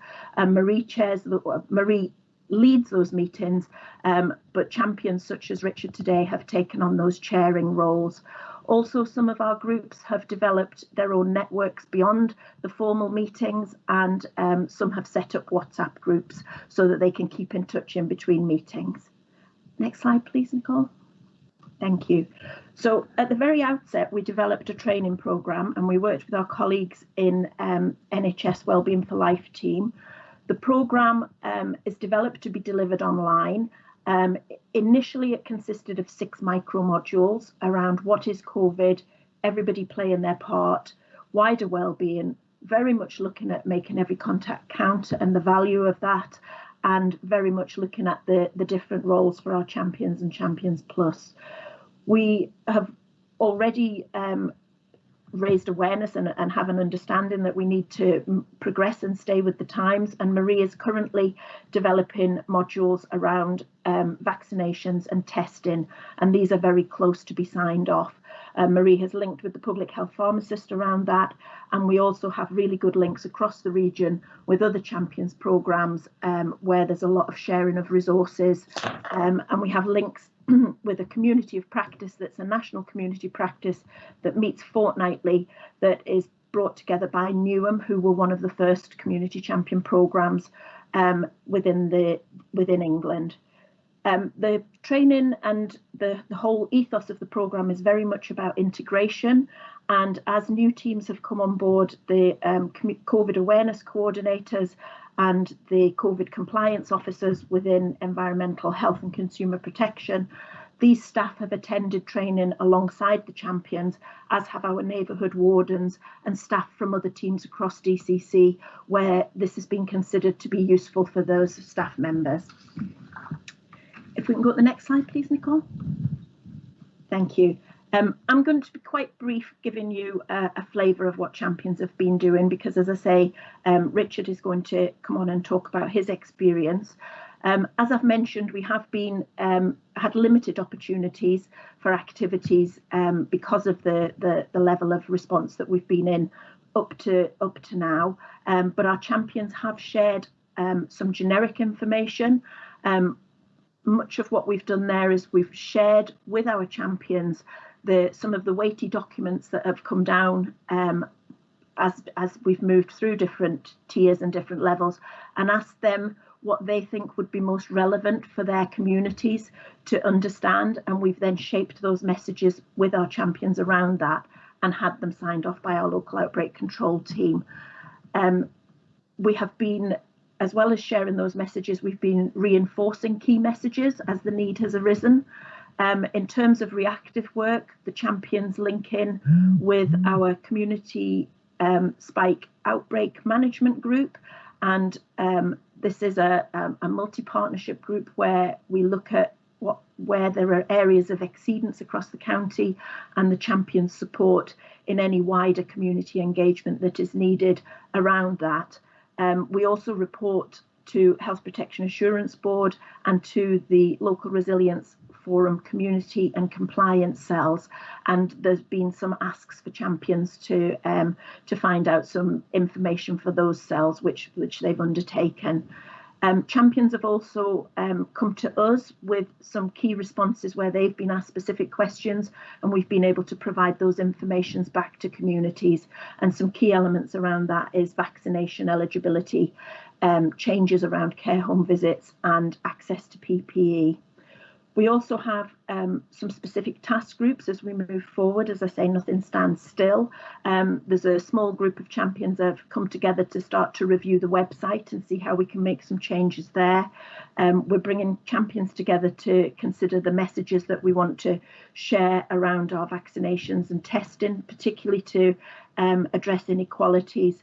And following the LRF workshop on preparedness for variants of concern and surge testing, we approached the champions, and we have 12 champions engaged who are currently accessing training and have suggested that they will be prepared to support us if and when we do need to look at something more specific if that happens in the county. Richard, would you like to come in and give your experience now? Coming to the meeting, we asked Richard to come along and outline his experience in the role, why he became involved, his feedback from sharing messages, and some possible ways of moving things forward. So I'd like to hand over to Richard now, and then I'll come on and talk about our future intentions. Thank you. Thanks, Karen. I'd like to firstly start by thanking the members of the board for their support on the programme, and also to the members of the public, some of whom might be watching Richard, today. can I just stop you there? We're getting a lot of feedback. If I can just ask everybody to make sure that their mics are on mute, please. Thank you. Sorry, can you hear me okay now? Yeah, good. I'm seeing nods. So I'd just like to thank any members of the public who are watching this for their really positive and proactive engagement with the programme. The messages that we've been sending out have all been very well received, and it's really pleasing to see how many people have been taking the opportunity and finding the benefit of asking the questions to people in their local communities. The current primary aspect of what I do is to communicate information to members of our local community. This is both by acting as a point of reference on social media, by posting to our local groups, and also posting to a local partnership programme that we have in this area, where people with the Gilesgate Residents Association, local community and volunteer groups all come together online on a fortnightly basis to share information, so we can get these messages out to people across a wider remit. The local area I'm based in, which is Gilesgate in the city of Durham, has been very proactive in supporting people from day one of the pandemic. And it's important, and it came to me as being important, that messaging is very, very clear. So there is a fixed source of information for messages. So linking all these local programmes together was very important to make sure the messaging was consistent. And that's one thing that I've been trying to do within the Champions programme, to make sure that the messages that come to me from public health and the various other teams are sent out and disseminated within a wider community. The reach on social media of the roles that I've been involved with has been excellent. We've been getting 800 to 900 people engaging on the posts that have been sent out on social media. But this doesn't include all our access, because quite a lot of people who access the information, who need this information, are not online, who are suffering from perhaps data poverty or lack of facilities. And we've been trying to use other groups like church groups to get to access those people to get this information out. And in the future, as things go forward, I think getting that information out on a more offline basis is quite important. So perhaps engaging people at local facilities, supermarkets, etc. I'm also keen to get involved with other local targeted measures such as surge testing and vaccine delivery, as Karen mentioned in her presentation, as I think it's very important that those are also done on a local level, because when they seem to be managed by people in the local area, it will automatically increase confidence and engagement with things that are going on. I'd like to keep my comments fairly short because I'm sure that you have questions from the board, and I would be happy to take them at the end of this presentation. So I'm now going to hand back to Karen, who's going to give a little overview of the future, and then I'm happy to take questions from anyone here. Thank you. Lovely. Thank you, Nicole. Can we just move to the next slide? Brilliant. Thanks. So as I've said throughout, we have become acutely aware that nothing stands still, and we constantly have to review, refine and evaluate. As I've mentioned, we are refining the training programme, and we're developing the new modules. We're very much looking to further promote the champion identity, and we're working with our design and print team to develop a social media template and an email banner that champions will be able to use so that their posts are more noticeable. We're very much linking in with the localities, linking in with some businesses, and very much linking in as elements of society begin to open as the roadmap for spring 2021 progresses. We're looking at ways that champions can get involved as some of those partner organisations and community venues begin to open. And I think I'd just like to leave it there and say thank you very much for hearing the update, and I'd be more than happy to take questions. Thank you. I think as chair of the board, I'd like to thank all the volunteers that put themselves forward and took on the challenge, because it has been a big challenge. But just say a personal thank you, and thank you on behalf of all the members for everything you've done to help keep our residents of the county safe. And if you could take that message back for us, Richard, I'm sure. Yeah, I'll take that to our next meeting. Yeah. Thank you. Does anyone have any questions?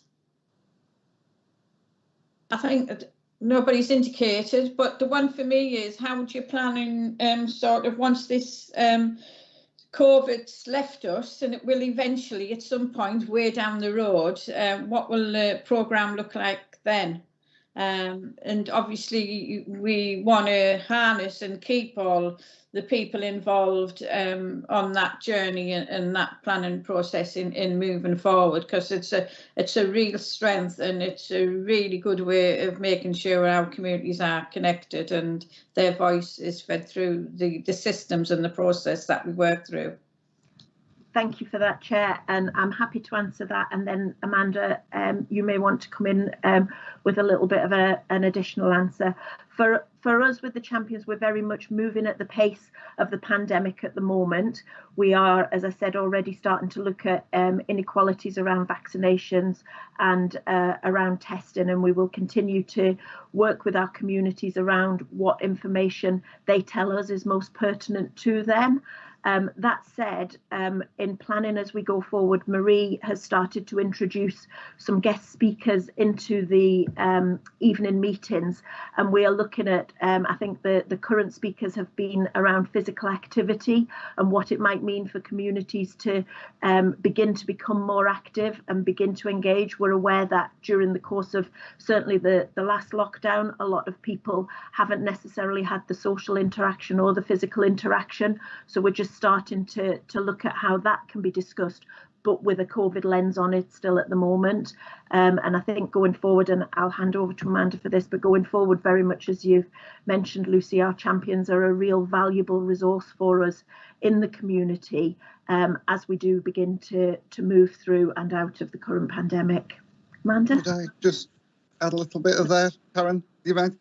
We actually started a discussion at this at our North Coffee meeting last week, and it was very interesting as to the areas that were brought up by the different champions as to what was causing concern, both related to COVID and leading out from COVID. For instance, there was a lot of concern around issues like loneliness, mental health, keeping people fit and exercise, and also things from more social perspectives like financial well-being, as that's causing a lot of concern to residents. And it's from my perspective, it's putting these together as a sort of package of ideas and being able to engage with people on those bases, as well as just this is the vaccination centre, this is how the COVID rates are doing. They're the most popular things at the moment, but I suspect as we go down the line, the more we'll get more engagement on these related subjects, and I think that's where I see the project going in the future. Sorry, Amanda.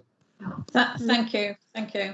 Not at all. I think Richard's kind of said it all, Lucy, because it is about us being led by the champions themselves. So I think what we'd like to see is it being sustainable. So I think that's the kind of main thing that we would really want. And it is about listening to those voices, Richard and the other community champions, to kind of lead us as we move forward, hopefully through the route map into recovery. So thank you to Richard for attending this morning, as well as Karen. So thanks, Chair. Thank you. And thank everybody, and like I said, take that message back. I'm very much conscious now we're up to 11:30, and I think we were aiming to finish there, and we still have another 3 or 4 items on the agenda. So can I move straight on and go on to the next item, which is the approach to wellbeing. Item 13. Good morning, thank you, Chair. I'm here today to present the initial findings from the interim report of the programme evaluation and to give you an idea about the plans for the rest of the phases moving forward. Next slide, please, Nicole. Thank you. So phase 1, which we've just completed, was a retrospective review of the early adopters, which was some in-house services and also some external partners within the VCS.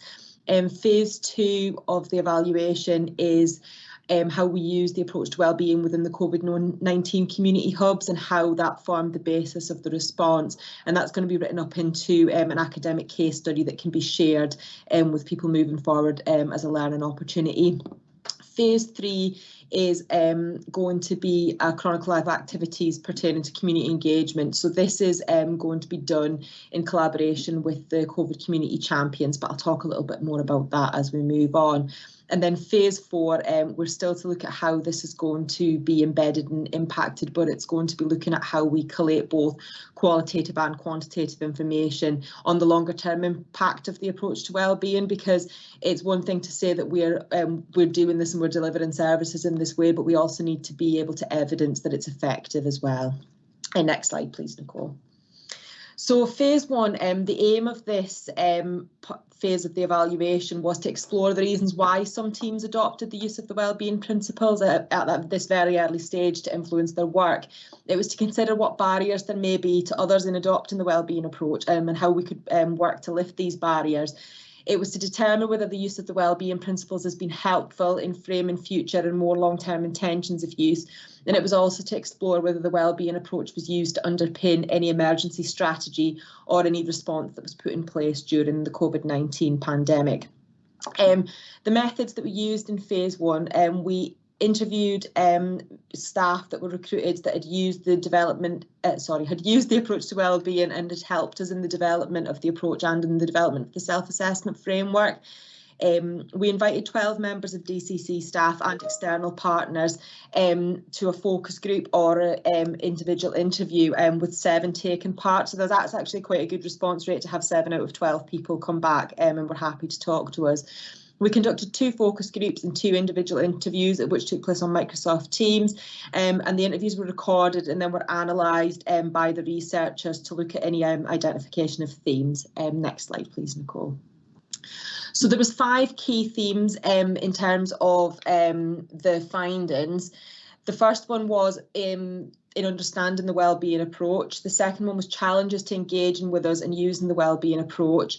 The third one was the impact of the wellbeing approach so far. The fourth one was developing the wellbeing approach, and the 5th one was suggestions for implementation. Next slide, please, Nicole. So there was a number of recommendations. I'll run through them really quickly, and also some of them we've already been able to address and we already have plans to address as well. So the first recommendation was around the soundbites model. So this is the model that actually was in the presentation that Karen's just done, which is the very simplified version, but we still need to look at some further work on a community level in just changing some of the terminology so that it's more inclusive, and in terms of at the minute it's about health and social care interventions, but it's about removing that to make take all interventions, because well-being is not just about health and social care. The second recommendation is that there's fatigue in the community after the first phase of lockdown. So obviously this was done before this third lockdown. What we felt at the time, that it was not the right time to approach and involve the communities in the next stage of the model development. The feedback we were getting from the VCS is that the sector was fatigued, and they were, they were sick of talking to people about how they were feeling about things. So it was suggested that we start with a community of interest around developing the sound bites models about what do these principles mean to you and how will your community respond. So this is where we're working with the COVID-19 community champions, and I'm going along to their training meetings over the next week to introduce them to the approach to wellbeing in relation to how it fits with their role, and about how the community champions model's been developed, built on the wellbeing principles. Recommendation 3 was to make sure that there was a good geographical spread when working with the selected communities of interest. So again, this has been addressed through working with the champions, who were split into the north, south and east localities.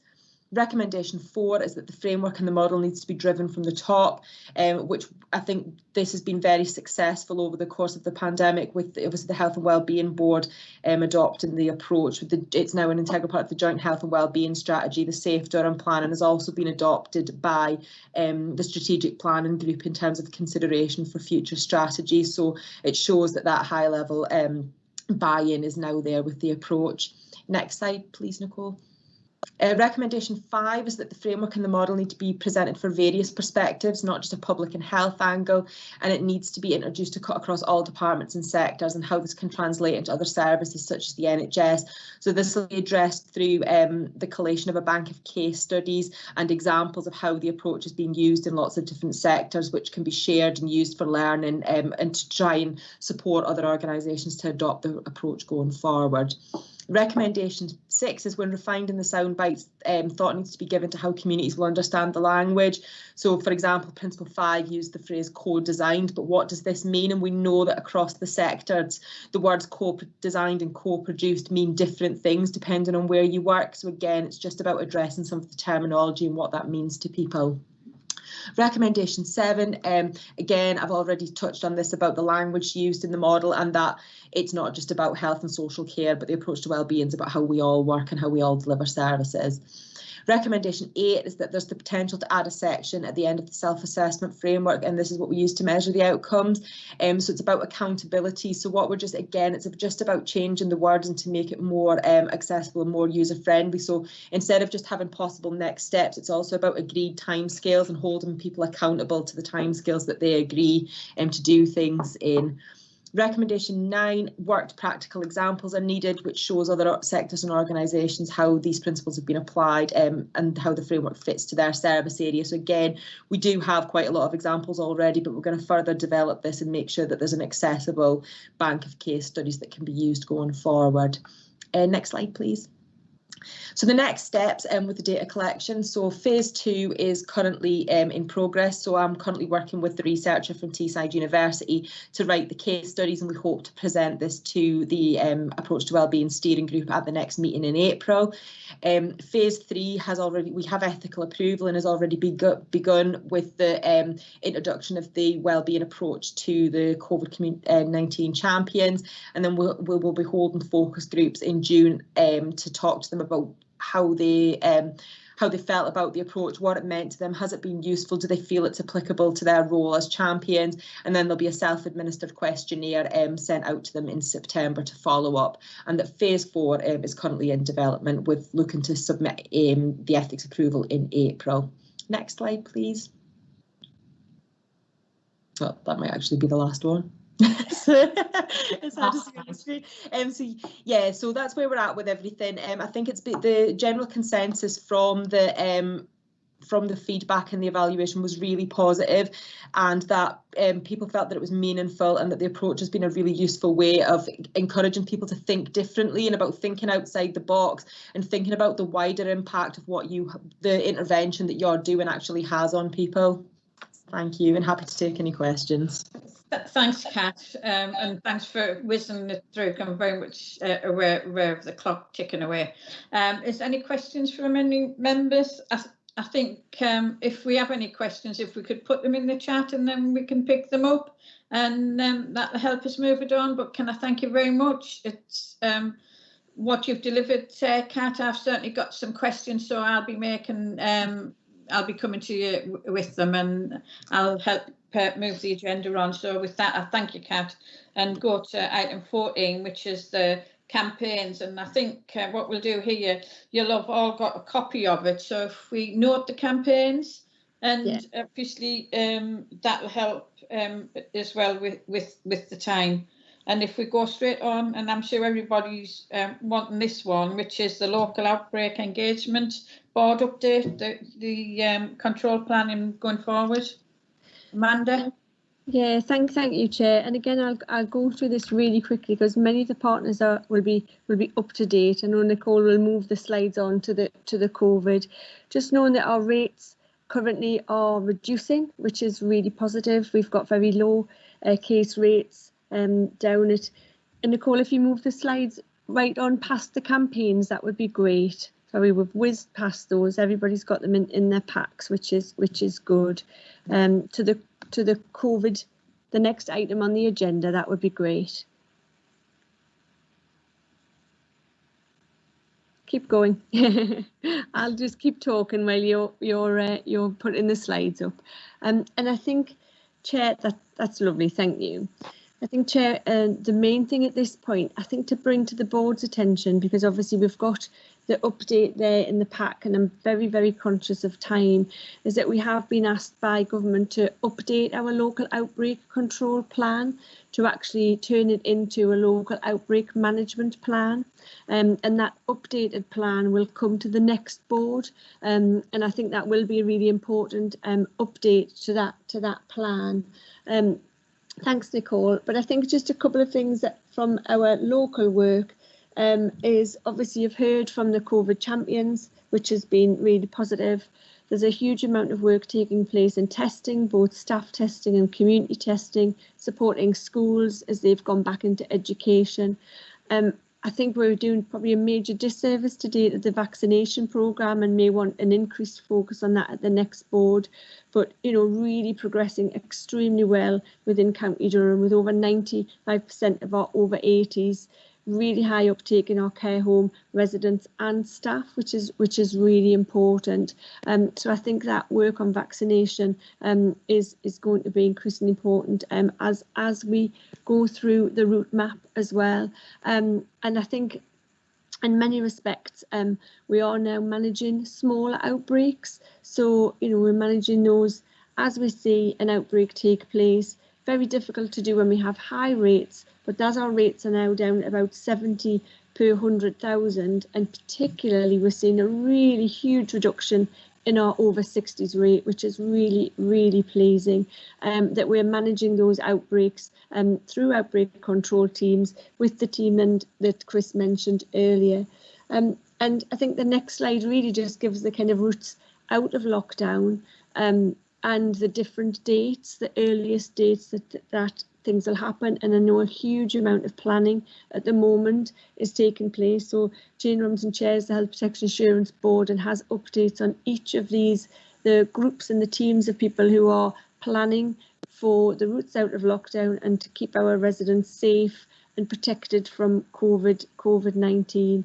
So a lot of detail there, Chair, and I've probably covered that in quite a short period of time.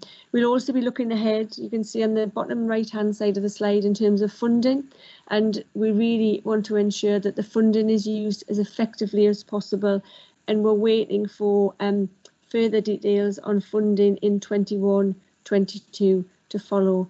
So that's been a quick whiz through of the details there for everyone in terms of the work that's happening, the assurance that's in place with the Health Protection Board and obviously yourselves through the Health and Wellbeing Board, supporting the route out of lockdown across County Durham through a range of things, and obviously we'll continue doing that, and we'll bring the updated plan to the next board. There are questions there, Chair, from the public, but what we're suggesting is possibly to put the answers online alongside the papers from today.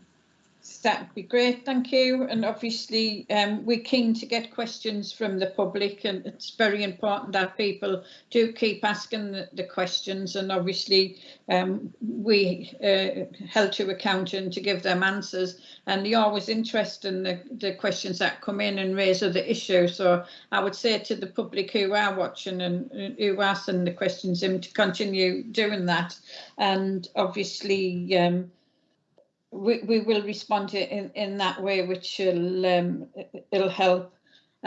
We do have the recommendation there to receive the update. Can we agree the recommendations for the minutes?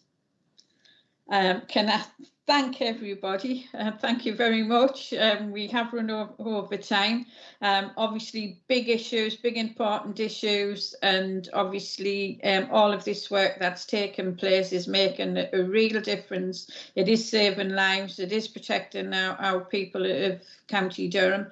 Obviously, that's what's important. I'd like to thank everybody for the work that you are undertaking. A personal thank you from myself. A lot of work goes on in the background, and obviously I thank you all very much and sincerely for the contribution that you make. And with that, I'm going to close the meeting.